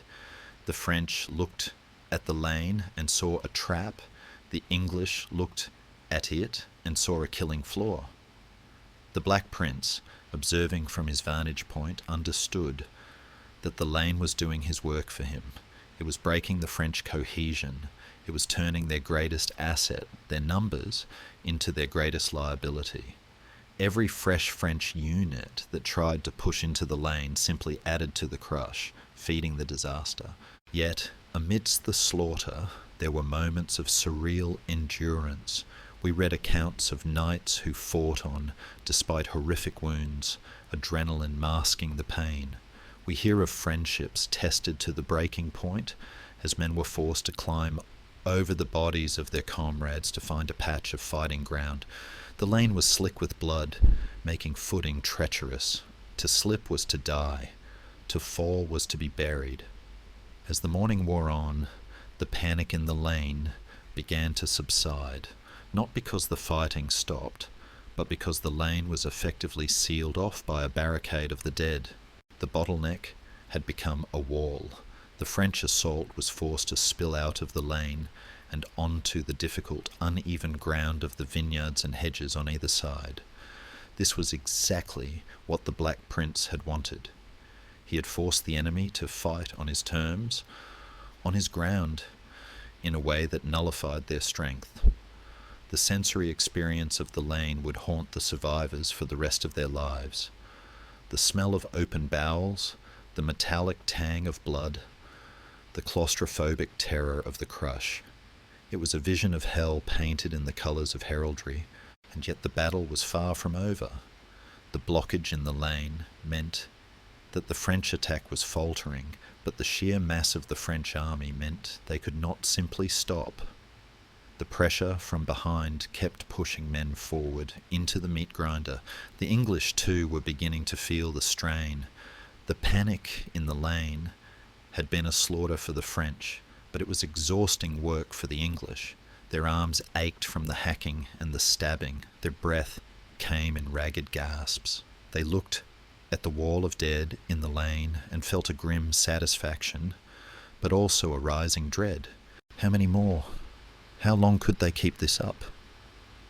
As the chaos in the lane stabilized into a grim stalemate of corpses, the focus of the battle shifted again. The panic had done its damage. It had disrupted the flow of the French army and shattered the morale of the vanguard. But now, a new challenge was emerging from the dust. The Dauphin's main force, having finally extricated itself from the confusion of the lane, was reforming. They were stepping over the bodies of the vanguard, ignoring the panic, and marching forward with a grim, terrible silence. The trap of the lane had sprung, but the bear was still alive, and it was angry. The killing was about to move from the chaotic butchery of the ditch to the disciplined, grinding horror of the open slope. The butchery in the sunken lane had been a chaotic spasm of violence, but what followed was a slow, crushing suffocation. The panic had subsided, replaced by a grim, industrial determination. The French army, shaken but not broken by the disaster of the vanguard, now brought its true weight to bear. This was the division of the Dauphin, Charles, the 18-year-old heir to the throne, a thin, pale young man whose shoulders now bore the crushing expectation of a kingdom. His division had managed to skirt the blockage of the dead in the lane, spreading out like a dark stain across the slope to engage the English line along the entire length of the hedge. We must strip away the Hollywood image of sword fighting, the clanging duels, the spinning pirouettes. The combat that ensued when the Dauphin's men met the Black Prince's line was a shoving match of unimaginable density. It was a rugby scrum with knives, played by thousands of men encased in steel, slipping in mud that was rapidly turning into a red paste. The French men-at-arms, their lances cut down to 5 feet to serve as heavy thrusting spears, marched into the English faces. The sound changed. The frantic screams of the lane were replaced by a deep, guttural roar, the collective grunt of thousands of men exerting maximum physical effort. Heave, strike, gasp, heave. Shields locked together. Armour scraped against armour with a screeching absurdity that set teeth on edge. The pressure was immense. Men in the front ranks were not fighting to kill so much as fighting to stay upright. To fall was to be trampled by the sheer momentum of the ranks behind pushing forward. For the English, this was the crisis point. They had burned their energy slaughtering the vanguard. Now they had to hold back a fresh, heavy ocean of iron. The archers, their quivers empty, and their arms trembling from the morning's work, drew their swords and stepped into the line alongside the knights. The distinction between yeoman and noble vanished in the mud. A duke stood shoulder to shoulder with a butcher's son from Derbyshire, both panting, both terrified, both hacking at the wall of French lilies pressing against them. There is a scholarly debate that lingers over this phase of the battle. Just how close did the English come to breaking? The chronicles are biased, painting the English as stoic supermen, but reading between the lines, we see the cracks. We read of English standards wavering, of the line bending back into a concave shape, of men screaming for water. The sheer physical stamina required to fight in full plate armour for more than 20 minutes is profound. By this point, the battle had been raging for nearly 2 hours. The heat inside the helmets would have been hallucinatory. Men were vomiting from exhaustion inside their visors, fighting through a haze of dehydration and heat stroke. In the centre of the French line, the young Dauphin was reportedly in the thick of it. His standard bearer kept the flag high, a rallying point for the French nobility. Whether Charles swung a sword himself or was simply buffeted by the protective ring of his bodyguards is unclear, but his presence was a powerful symbol. It told the French army, "The crown is here, we do not run." And for a long, agonizing hour, it seemed to be working. The English line was thinning. The hedges, once a formidable barrier, were being trampled flat. The French were slowly, agonizingly, pushing the English back up the slope. The sensory atmosphere of this hour was one of claustrophobic nightmare. The world had shrunk to the 3 feet in front of you. The sky was gone, replaced by the visor of the enemy. The smell was overpowering. Sweat, old leather, blood, and the earthy rot of the trampled vineyard. There was no strategy now, no clever manoeuvring by the Black Prince. He could only shout encouragement, moving his reserve troops to plug the gaps that opened up like wounds in his line. Hold was the only command that mattered. Hold for 1 more minute. Hold for England. Hold for your life. But the French too were suffering. Walking uphill in armour through a vineyard is exhausting enough. Fighting your way up is a Herculean task. The Dauphin's men were fresh when they started, but the grind was taking its toll. They were hacking at a wall that refused to fall. Every time an English soldier fell, another seemed to step from the shadows of the woods to take his place. The psychological weight of the immortal English defence began to press down on the French morale. Why wouldn't they die? Why wouldn't they run? Then a subtle shift occurred. Not a tactical move, but a failure of spirit. The French push began to lose its rhythm. The rear ranks, unable to see what was happening in the front, stopped pushing. The momentum stalled. It is a strange phenomenon in ancient warfare. An army is a living organism, and it can decide it has had enough long before the generals do. A murmur started in the French rear, a ripple of doubt. They had hammered the English anvil for an hour, and the hammer was beginning to crack. The English, sensing this hesitation, found a reserve of strength that belongs only to the desperate. They pushed back. A shout went up, hoarse, ragged, but defiant. They surged forward a step, then two. The French line, so tight and oppressive moments before, began to fray. The pressure released. The Dauphin's division, battered and gasping, began to recoil. They did not rout, they were too disciplined for that, but they separated. As the two exhausted armies pulled apart, leaving a carpet of mangled bodies between them, the silence returned. It was the silence of a lung trying to refill. The English leaned on their weapons, watching the French recede. They had survived the second wave, but as the dust cleared, the cruelest revelation of the day awaited them. The Dauphin's division was retreating, yes, but as they moved aside, they revealed what lay behind them. There, standing fresh and untouched, was the 3rd Division, and behind them a forest of banners larger than anything seen so far. The King's Division. The largest part of the French army had not even fought yet. The Black Prince, sweat stinging his eyes, must have felt a cold knot of despair tighten in his stomach. They had fought 2 battles in one morning, and the war was still marching toward them.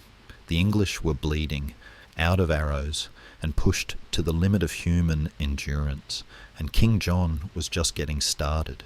The retreat of the Dauphin's division was not a frantic rout, like the stampede of the vanguard earlier that morning, but something far more unsettling.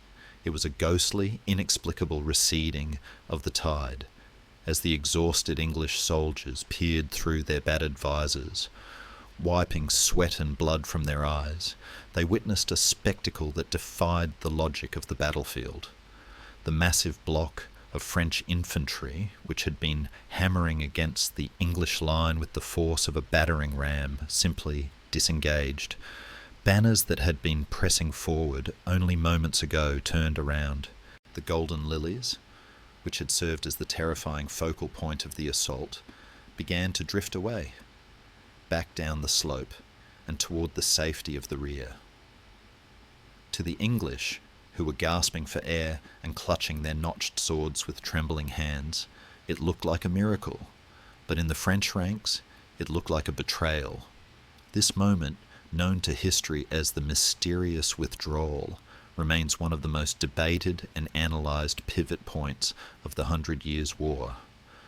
Why did the Dauphin, the heir to the throne, leave the field when the battle was still undecided? He had the numbers. He had the momentum. The English were visibly crumbling. Historians generally agree on a theory that adds a layer of cold dynastic calculation to the heat of the slaughter.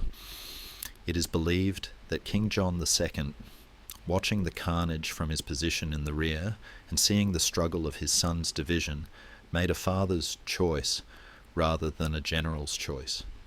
He ordered his sons, Charles the Dauphin, along with his brothers Louis and John, to be escorted off the field. The logic was sound in the context of medieval politics. If the king were to fall, the kingdom could survive, but if the king and all his heirs were captured or killed, the House of Valois would be extinguished, and France would plunge into civil war. It was a save the dynasty manoeuvre, a protective measure to ensure that the future of France did not die in a muddy ditch near Poitiers. However, on a battlefield, nuance is the first casualty. The average French soldier, standing in the third or fourth rank, did not hear the king's whispered orders to the royal bodyguards. He did not know about dynastic insurance policies. All he saw was the standard of the Dauphin, the symbol of the future, the rallying point of the attack, turning its back on the enemy. In the visual language of medieval warfare, a turning banner means only one thing: defeat. A murmur of confusion rippled through the French army, spreading like a virus. "Why are they leaving?" men asked, their voices rising in pitch. "Is the prince wounded? Is the battle lost?" Panic is rarely a sudden explosion. It is often a slow, creeping realization that the people in charge have decided to leave. When the soldiers saw the royal escort guiding the young princes away from the fight, the interpretation was catastrophic. If the heir to the throne was running, then the battle must be unwinnable. For the English, this withdrawal offered a reprieve that felt almost hallucinatory. Imagine the sensation of a drowning man who, just as his lungs are about to burst, suddenly feels the heavy boot release his head, allowing him to break the surface and gasp for air. The English line had been stretched to its absolute limit. Archers were fighting with rocks. Knights were fainting from heat stroke inside their armour. When the pressure released, many didn't cheer, they simply collapsed. They sat in the mud, surrounded by the dead, and drank greedily from tepid leather flasks. They scavenged arrows from the corpses of the French, pulling the bloody shafts free with a grim, practiced efficiency. It seems they remembered a lunch appointment, a weary sergeant might have croaked, a small dark joke to cover the fact that his hands were shaking too hard to sheath his dagger. It was the humour of the survivor, the disbelief that the sun was still shining and they were still breathing. But the withdrawal of the Dauphin had a secondary physical effect on the battlefield. As his 4,000 men marched away, they created a massive physical void. The battlefield, which had been a claustrophobic crush of humanity, suddenly opened up, the view cleared, and through the gap left by the retreating prince, the English could now see what was waiting for them. The curtain had been pulled back to reveal the final act. There, stationary and ominous, was the division of the Duke of Orleans, and behind that, the colossal force of the king himself. The English realized with a sinking heart that the miracle was incomplete. The prince had left, but the power of France remained. The atmosphere in this interlude was strange, suspended between relief and dread. It was a twilight at noon. The sounds of combat had faded, replaced by the groans of the wounded and the distant rhythmic tramping of the Dauphin's departing column. The wind, picking up speed, rustled the trampled vines, a sound like dry bones rattling. The English commanders, men like the Captal de Buch and Sir John Chandos, used this precious time to reorganize. They pulled the wounded to the rear, tightened the ranks, and moved men from the unthreatened flanks to the centre. They were patching the dam before the next wave hit. They knew that the sight of the retreating Dauphin would have a contagious effect on the French, but they also knew that King John was not a man to run.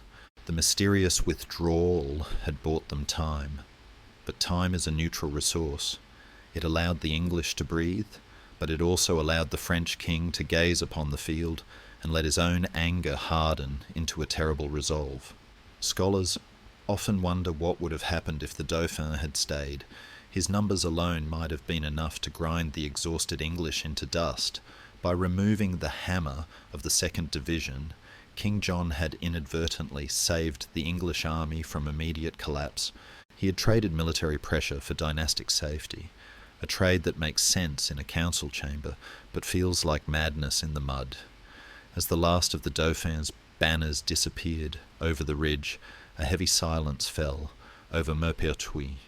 It was the silence of a deep intake of breath. The English looked across the open ground at the remaining French forces, and the French looked back. The board had been reset. The pieces were fewer, the stakes were higher, and the confusion sown by the heir's departure was about to bear a bitter fruit in the mind of the man standing next in line, the Duke of Orléans. The contagion of caution had begun, and the bad passage of Maupertuis was about to witness its most controversial turn. If the departure of the Dauphin was a confusing murmur, the movement of the Duke of Orléans was a thunderclap of silence.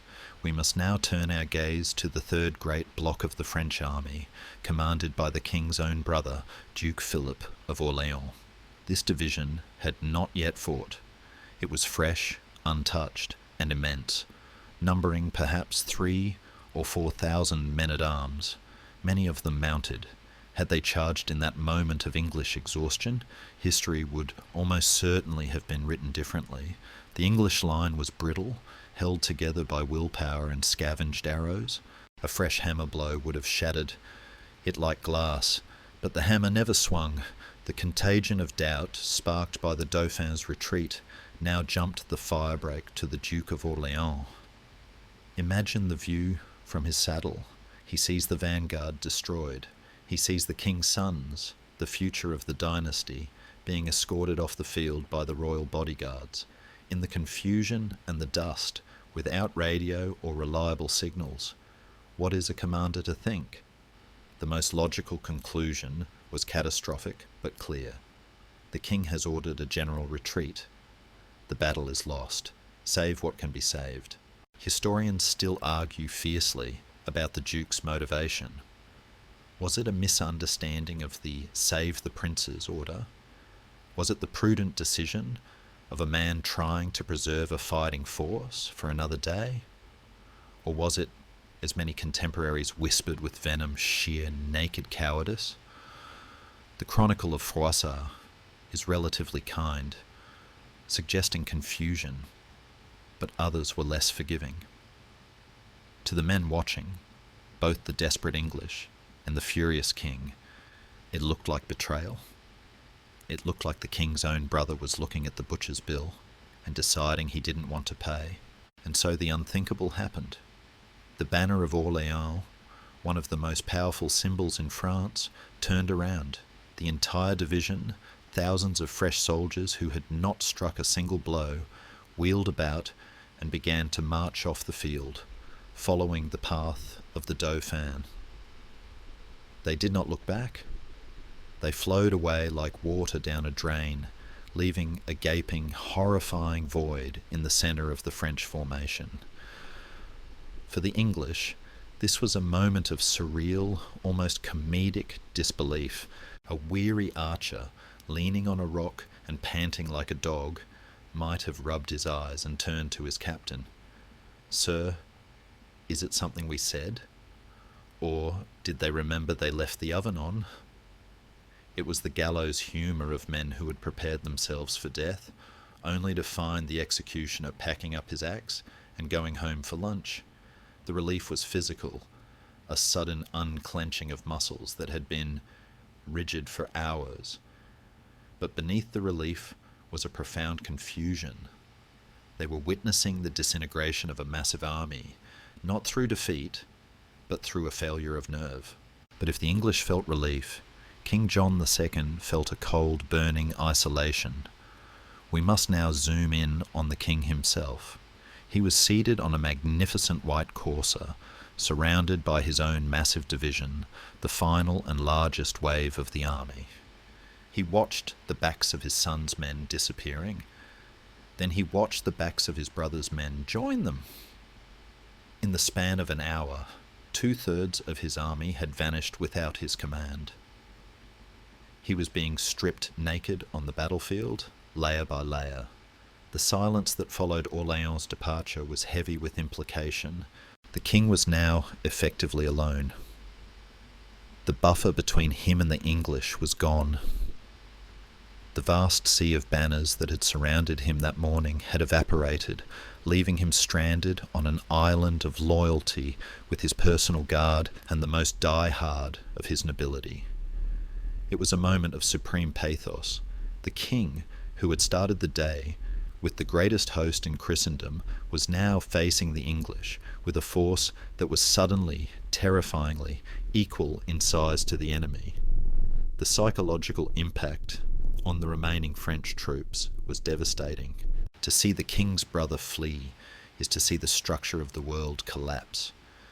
If the Duke runs, a minor knight might think, tightening his grip on a sweating spear, "Why should I stand?" But King John did not run. And this is where the character of the man shines through the failure of the general. A lesser man would have seen the writing on the wall and spurred his horse after his brother. John did the opposite. He looked at the empty space where his brother should have been, and he made a decision that was equal parts brave and foolish. He would not be the king who ran. He would be the king who fought. He turned to his men, his face flushed with a mixture of rage and determination. "Dismount!" he roared. "Dismount and fight!" It was a rejection of the caution that had just marched off the field.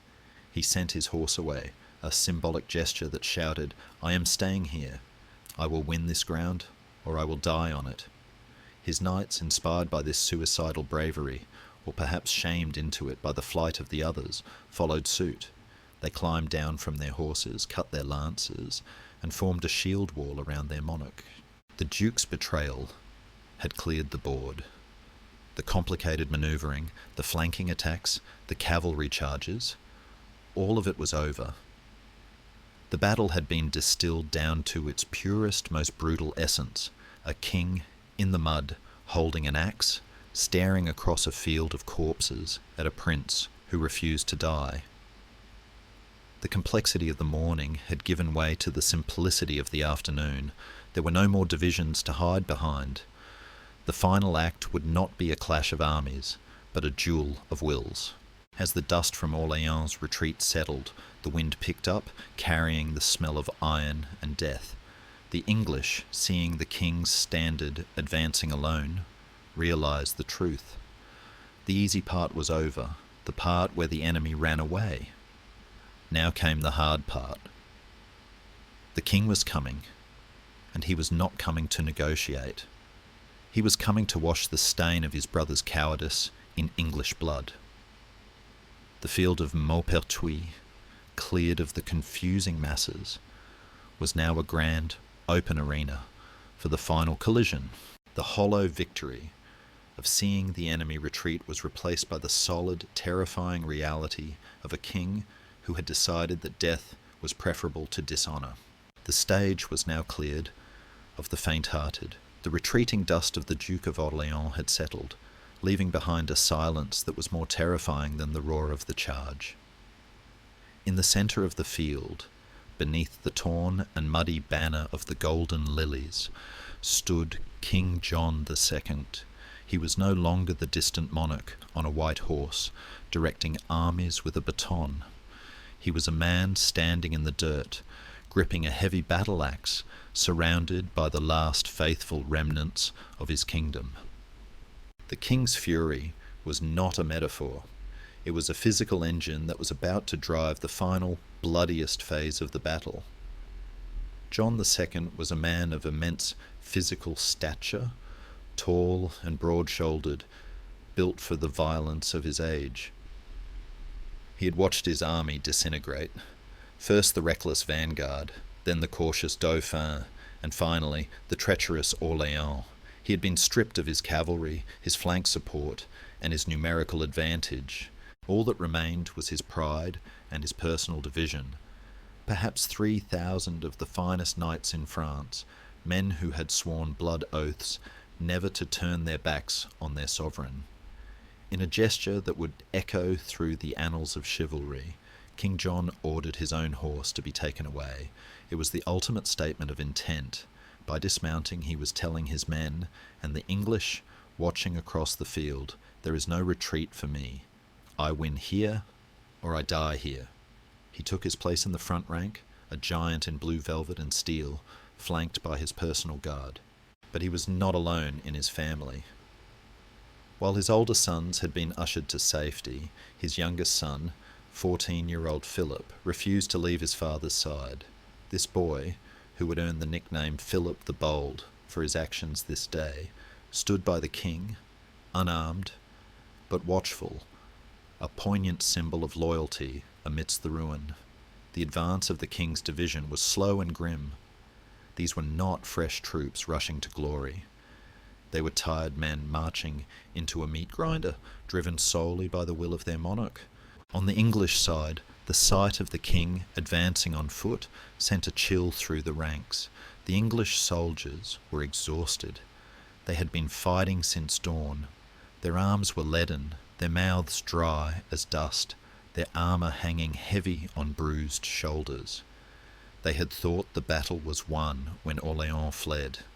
Now, they realised they had to fight the final boss, and he looked angry. The collision, when it came, was the heaviest of the day.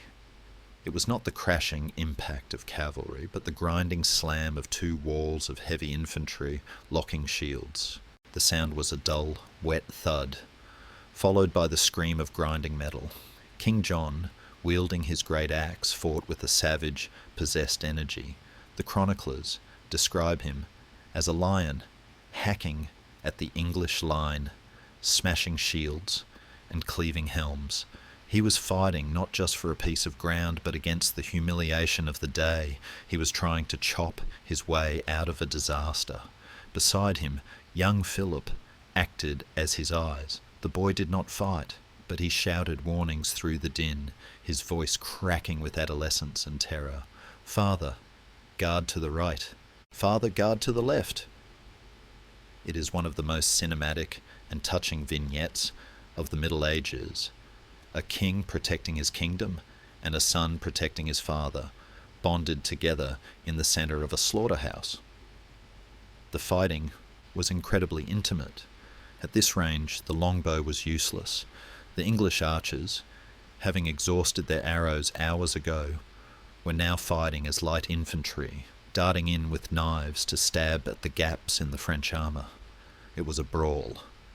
The king's division, inspired by his ferocity, pushed hard. For a terrifying moment, the English line actually began to buckle. The sheer weight of the French knights, driven by the king's fury, forced the English back step by bloody step. The Black Prince, watching from his own position, must have felt a surge of panic. His men were at the breaking point. If the line broke now, after all they had achieved, they would be massacred. There is a scholarly debate about the wisdom of John's decision to fight on foot. Some military historians argue that had he remained mounted and led a heavy cavalry charge with his remaining reserve, he might have shattered the exhausted English infantry. By dismounting, he surrendered his mobility and turned his elite knights into slow-moving targets. But others argue that in the chaos of the terrain, with the hedges and the vines, a mounted charge would have been suicidal, and that his decision to stand with his men was the only way to keep them from routing like the others. It was a choice between bad tactics and good morale, and John chose morale. The king's fury had turned the battle into a stalemate of exhaustion. The English were too tired to counterattack. The French were too tired to break through. It became a test of pure endurance. Who would collapse first? The air was thick with the iron smell of blood and the sour reek of sweat. Men slipped on the bodies of the fallen, fighting on their knees, grappling in the mud like drunkards. The king's axe rose and fell, a metronome of death. But for every Englishman he struck down, another seemed to crawl out of the hedge to take his place. As the afternoon dragged on, the English began to realise something crucial.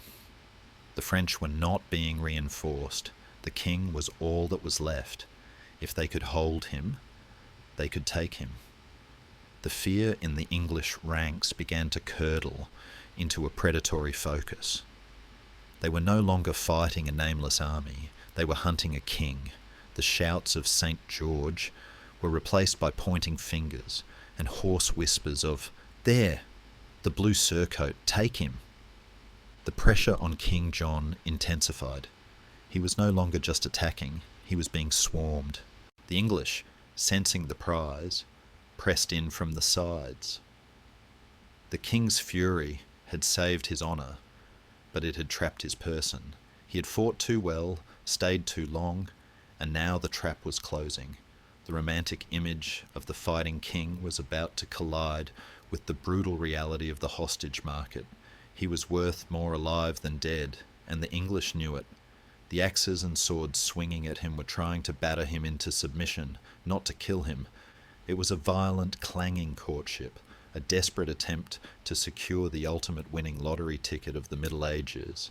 But John was not ready to yield. He swung his axe with the desperation of a man who knows that the moment he stops, the chains go on.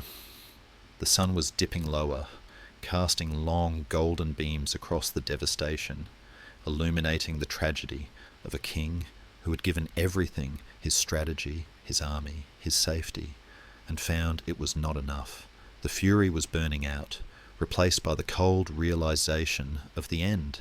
While King John and his axe were carving a legend of defiance in the centre of the field, the English army was quietly, desperately approaching the edge of its own existence. This phase of the battle is often overshadowed by the drama of the French collapse, but we must pause to understand the terrifying fragility of the English position. They were standing on the English brink, a precipice where the physics of the human body were threatening to undo the victories of the morning. The battle had now been raging for nearly 6 hours. To understand what this means, imagine playing a game of full-contact rugby in a sauna while wearing a weighted vest for 6 hours straight, without a half-time break. The physical toll was catastrophic. The English men-at-arms were no longer fighting with technique. They were fighting with the clumsy, robotic movements of extreme exhaustion. Swords that felt light at dawn now weighed as much as anvils. Shields hung low, exposing throats and faces. The dehydration was severe. Men were collapsing, not from French steel, but because their bodies had simply run out of fuel. Their lips were cracked, their tongues swollen, their vision blurring into a grey tunnel. Water was a prayer whispered, more often than God. The crisis was most acute among the archers. The great Yushu longbows, the architects of the English triumph, were now silent staves of wood. The supply of arrows was completely exhausted. The quivers were empty. The scavenging phase was over. There were no more arrows to pull from the dead horses, as those had all been fired back or broken. The most feared weapon in Christendom had become a walking stick. The archers, those proud specialists of death from distance, were forced to draw their short swords and bucklers and step into the mud to fight hand to hand against the finest knights of France. It was a mismatch of equipment levelled only by the sheer, stubborn refusal of the English yeomen to yield. They fought like terriers against wolves, darting under the heavy swings of the French axes, stabbing at the gaps in the armour, using their agility to survive in a contest of brute strength. The Black Prince, watching his line bend under the furious assault of King John, faced the ultimate commander's dilemma. He had one final card to play, one last reserve of men who had not yet been ground down by the melee. This was a small cavalry force of about 60 knights and 100 mounted archers, led by the Gascon noble Jean de Grailly, the Captal de Buch. Conventional wisdom dictated that the prince should throw these men directly into the centre of the line to plug the gaps and hold back the French king's assault. It was the safe move. It would buy time. But the Black Prince did not want to buy time. He wanted to buy victory. In a decision that historians still cite as the stroke of genius that won the day, he chose not to reinforce his crumbling wall, but to open a new door. He ordered the Captal de Buch to take his men and ride away from the battle. To the terrified English soldiers holding the line, seeing their last reserve ride off toward the horizon, must have looked like the final betrayal. "They are leaving us," a soldier might have wheezed, his hope draining away with his sweat. "Even the Gascons are running." But the prince knew the terrain. He knew that the landscape of Maupertuis, with its rolling hills and dead ground, areas invisible to the enemy, offered a unique opportunity. He was sending the capital on a wide looping circuit behind a rise in the land, a banner hill, to circle around the French flank unseen. It was a gamble of breathtaking audacity. By sending his reserves away, the prince was leaving his main line thinner than paper. If the capital was spotted, or if he arrived 5 minutes too late, the English line would snap, the prince would be captured, and the battle would be lost. The prince was effectively betting the entire kingdom of England on a stopwatch. As the capital's horses disappeared behind the hill, the pressure on the English line reached its peak. This was the brink. The French, sensing the English weakness, surged forward. King John's axe was doing terrible work. The English banner of the Earl of Oxford wavered and fell, then was raised again by desperate hands. The shouting of the French grew louder, sensing blood. "Saint Denis! For the king!" they roared, pushing the English back onto the very bodies of the horses they had killed hours earlier. The sensory atmosphere of this moment was one of suffocating despair. The sky was grey, the mud was red, and the air was filled with the metallic taste of adrenaline and the groans of men dying of thirst. The English were fighting with the grim, quiet fatalism of men who know they are about to die, but intend to make it expensive. There were no jokes left. The soft humour of the camp had evaporated. There was only the grunt of effort and the gasp of pain.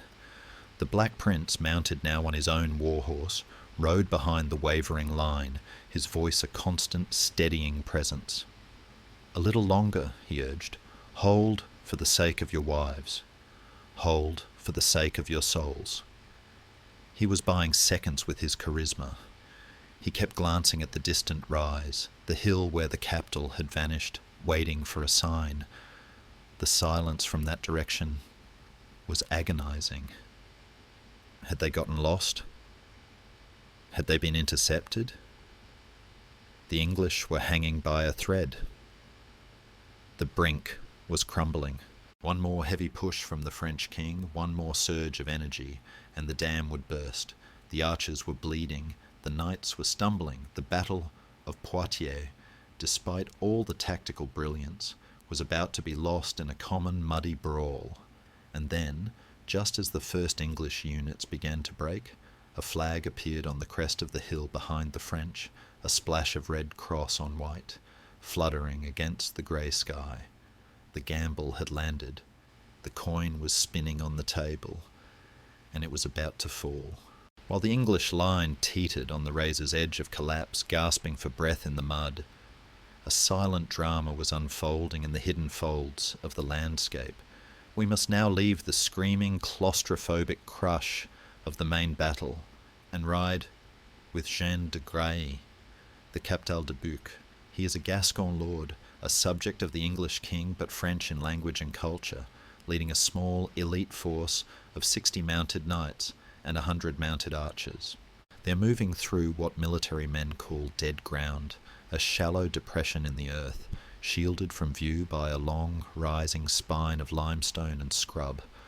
The sensory shift here is jarring. A few hundred yards away, the world is a cacophony of dying men and clashing steel.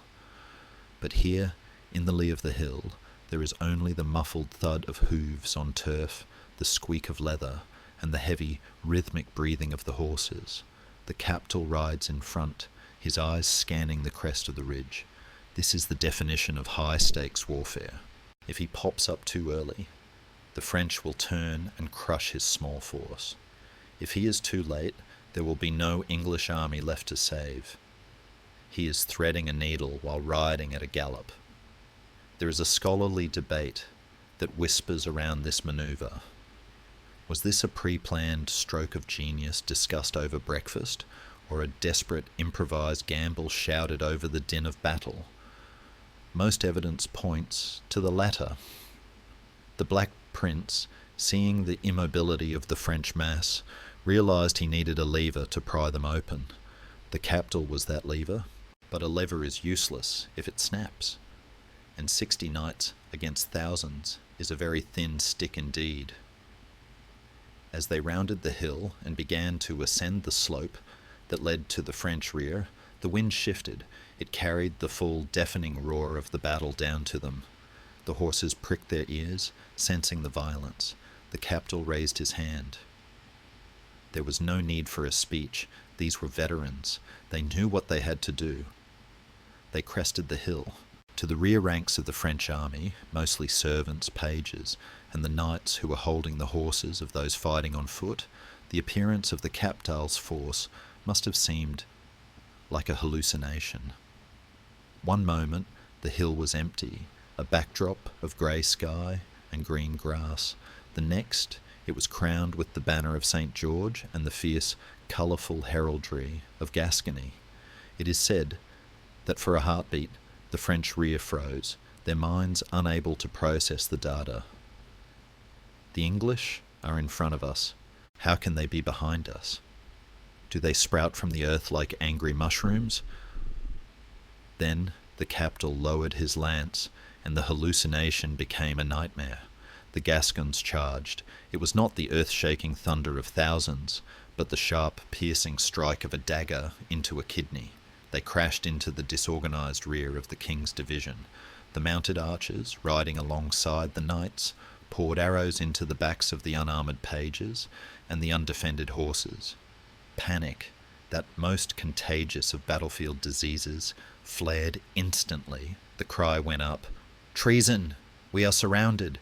It is a word that kills armies.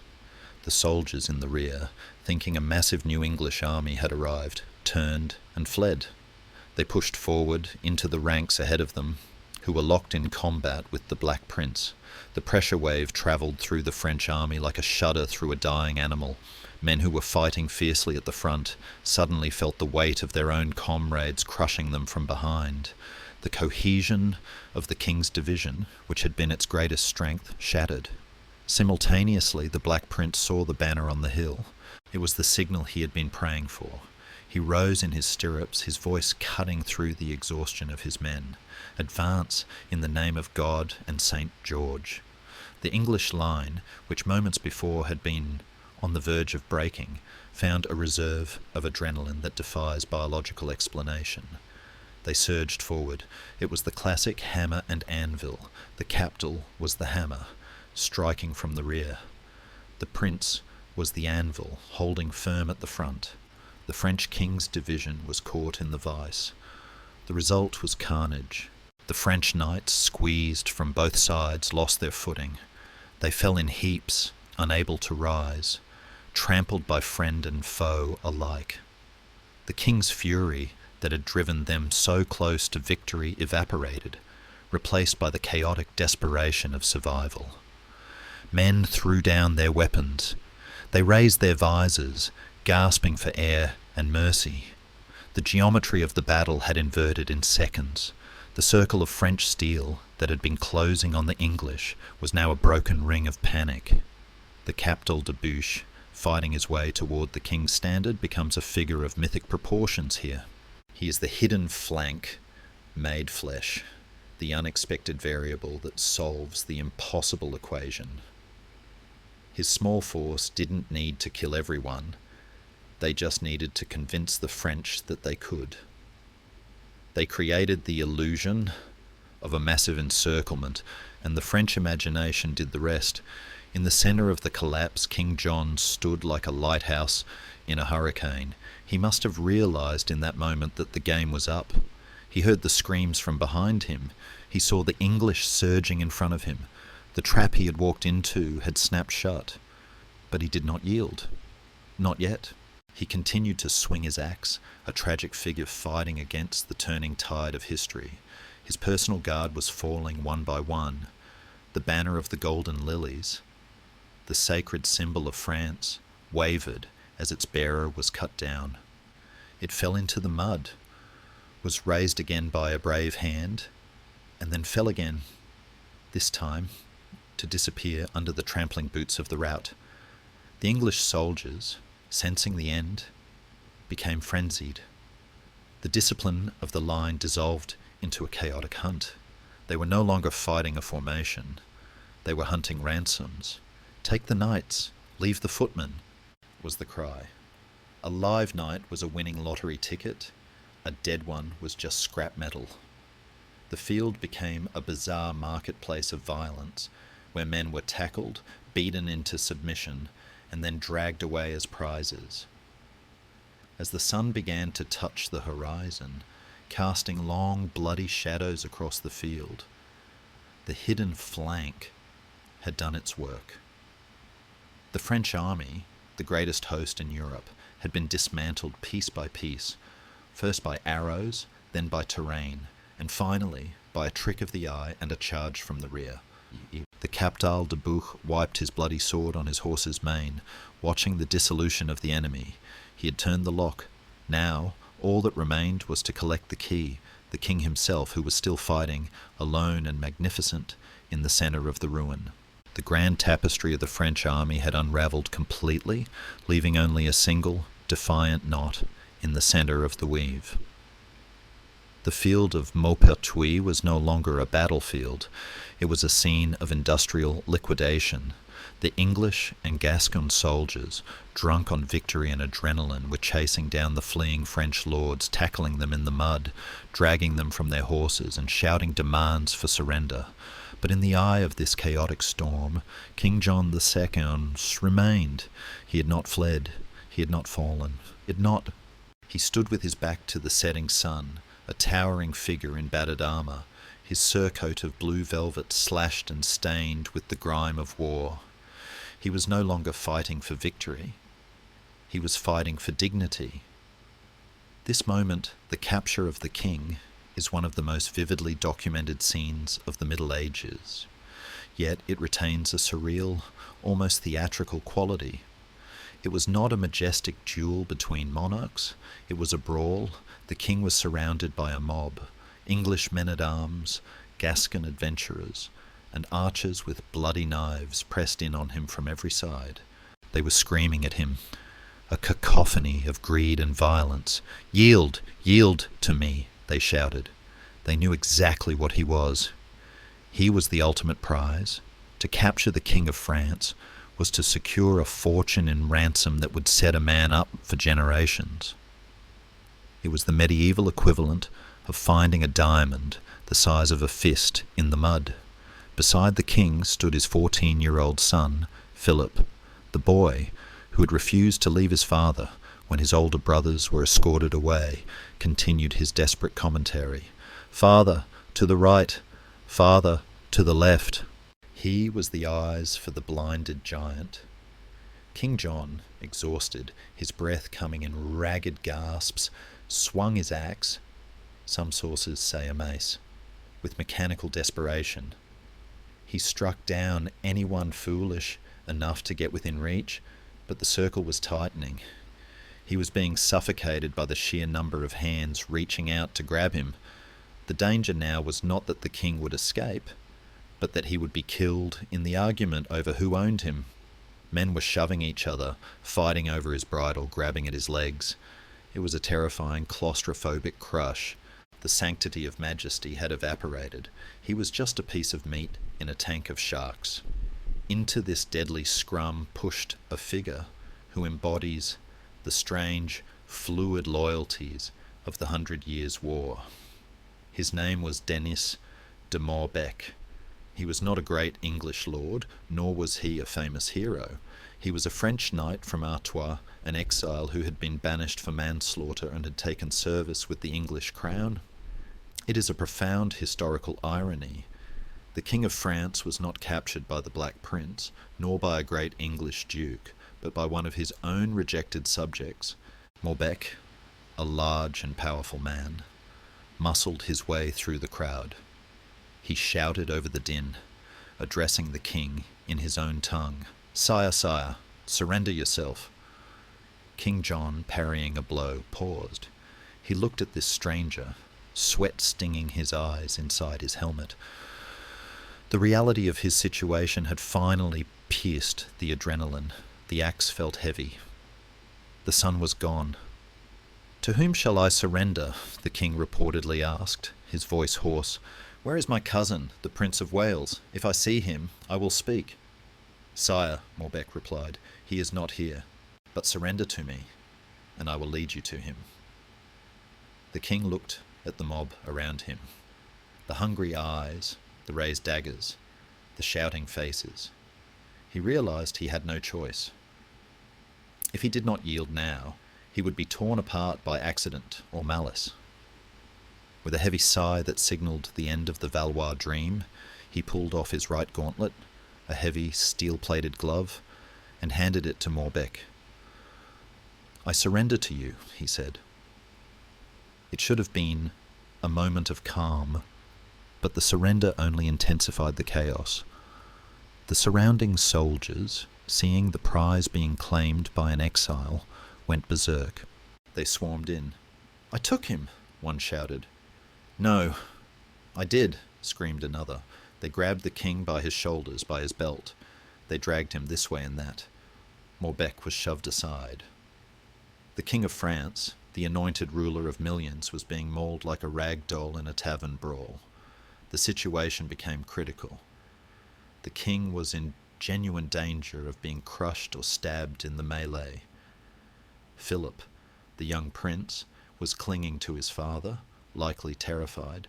Just as the situation threatened to spiral into regicide, two powerful English commanders arrived, the Earl of Warwick and Sir Reginald Cobham. Sent by the Black Prince to find the king, they rode their horses directly into the crowd, using their crops and the flat of their swords to beat the scavengers back. "Silence!" Warwick roared, his voice carrying the authority of the English crown. "Do you wish to kill the king and lose your gold?" The logic of greed prevailed, where chivalry had failed. The mob stepped back. The king, dishevelled, his armour dented, his surcoat torn, was allowed to stand. He was helped onto a horse, not a white charger but a hackney, and led through the carnage of the battlefield toward the English camp. The walk to the prince's pavilion was a surreal procession. The king passed the bodies of his friends, his marshals, and his standard bearers. He saw the ruin of his army spread out across the vines. The royal surrender was not just the handing over of a glove. It was the physical dismantling of French power. The man who had woken up that morning believing he was the hammer of God was now walking into captivity, a trophy to be displayed. When he finally reached the red silk pavilion of the Black Prince, the scene shifted from brutality to an exaggerated, almost performative chivalry. The Black Prince, who had spent the day orchestrating the slaughter of the French nobility, came out to meet the king. He bowed low. He treated John not as a prisoner, but as an honoured guest who had simply dropped by for dinner. He ordered wine and food to be brought. He praised the king's valour, saying, "You have won the prize of prowess today, if not the prize of the field." It was a masterclass in psychological dominance. By treating the king with such elaborate courtesy, the Black Prince was emphasising his own superiority. He could afford to be gracious. He had won everything. King John, seated at the prince's table, was treated to a feast, while his army lay dead in the dark outside. He ate little. The humiliation was a bitter garnish. He sat in the candlelight, the noise of the English celebration rising around him, a king in a cage of politeness. The surrender of John II was the definitive punctuation mark of the battle. It was the moment the medieval world held its breath. A king had been taken. The anointed body, usually considered sacred and untouchable, had been manhandled, bartered, and bagged. The shockwaves would travel to Paris, to Rome, to the ends of the known world. But for John, sitting in the tent, listening to the foreign tongue of his captors, the geopolitical consequences were distant. The immediate reality was the crushing weight of failure. he had handed over his glove, and with it, he had handed over France. The sun had set on the field of Maupertuis, but the darkness brought no peace to the kingdom of France. While the English camp was alive with the glow of 1,000 fires, the air thick with the smell of roasting meat, the spill of looted wine, and the boisterous songs of men who had cheated death, the rest of the country was plunging into a long, terrifying twilight. We must now step back from the immediate visceral shock of the capture and look at the rippling aftermath, the hollow victory that would define the next generation of European history. For England, the night of September 19th was a triumph of impossible proportions. They had defeated a force twice their size and captured the most powerful monarch in Christendom. But for France, it was not just a defeat, it was an amputation. The immediate cost of the battle was staggering. When the heralds and clerics walked the field the next morning, counting the dead among the frost-covered vines, the list read like a who's who of French society. The Duke of Bourbon was dead. The Marshal, Clermont, was dead. The Bishop of Chalon was dead. Over 2,000 knights and lords lay stark and cold in the mud, stripped of their fine armour by the efficient English scavengers.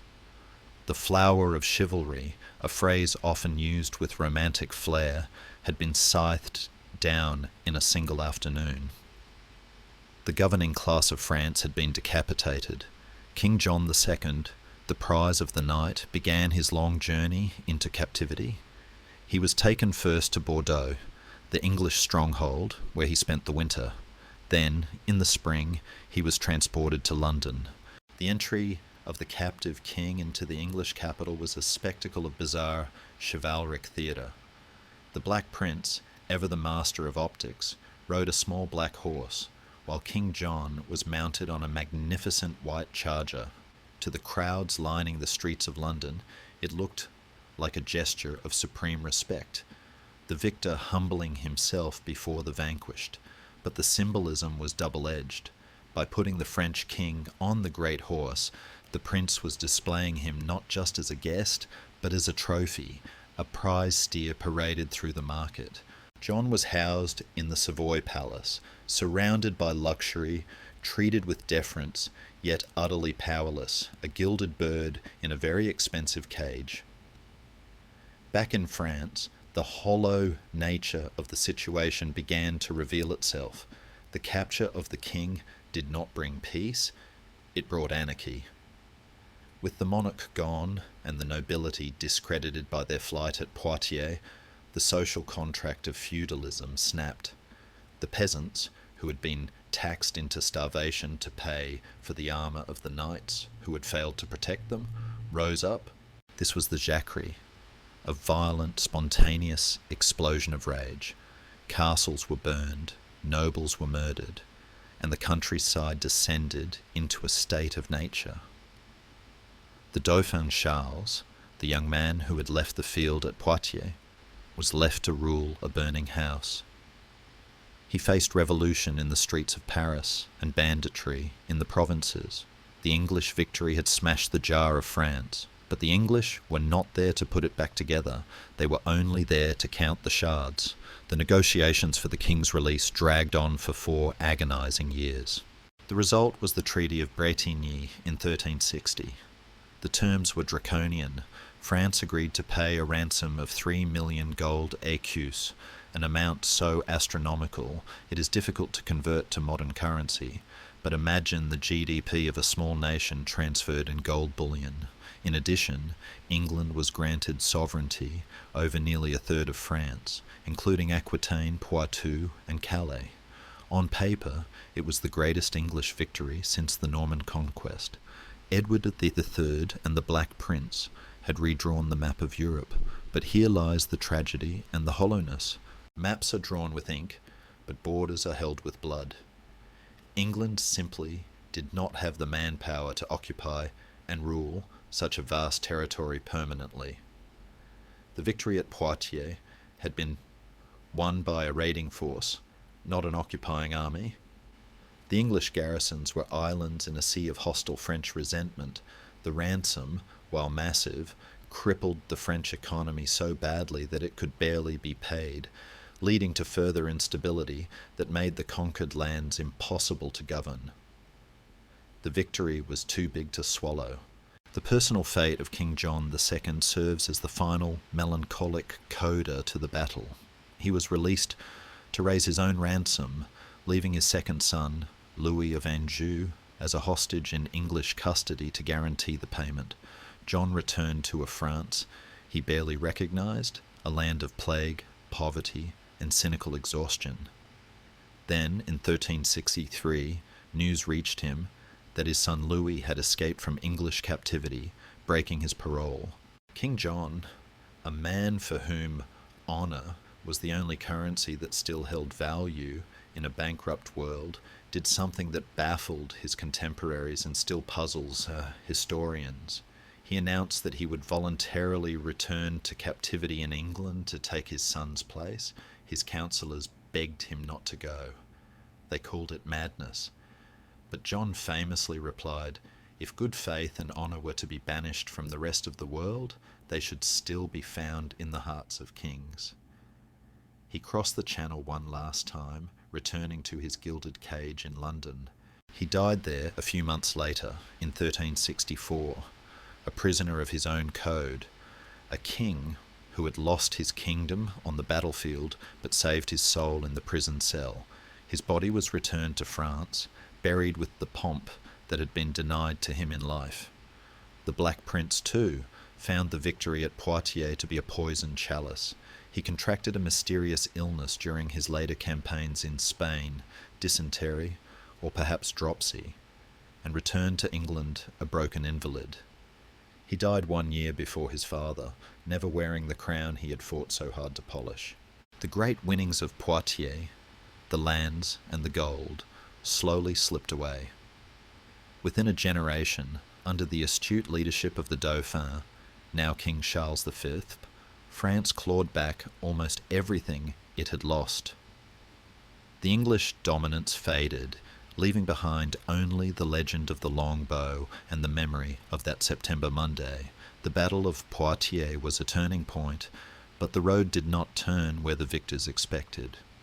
It marked the beginning of the end for the age of undisputed chivalry. The sight of common archers slaughtering dukes, of a king dragged through the mud by a mob, of a victory that brought ruin to both winner and loser, it all signalled a darker, more complex future. The romantic haze of war had been blown away by the cool wind of reality. Poitiers proved that a battle could be perfect, yet the peace could be flawed. It remains a monument to the fragility of power, a reminder that on the great chessboard of history, even the king can be taken, and the game can go on without him, indifferent to his absence. Now, the banners are folded, and the great armies have melted back into the soil from which they sprang. The shouting of the captains and the thunder of the hooves have faded into the long, quiet corridors of the past. We leave King John to his rest in the vaults of Saint Denis and the Black Prince to his marble tomb in Canterbury, their conflicts resolved by the only true peace that history offers: silence.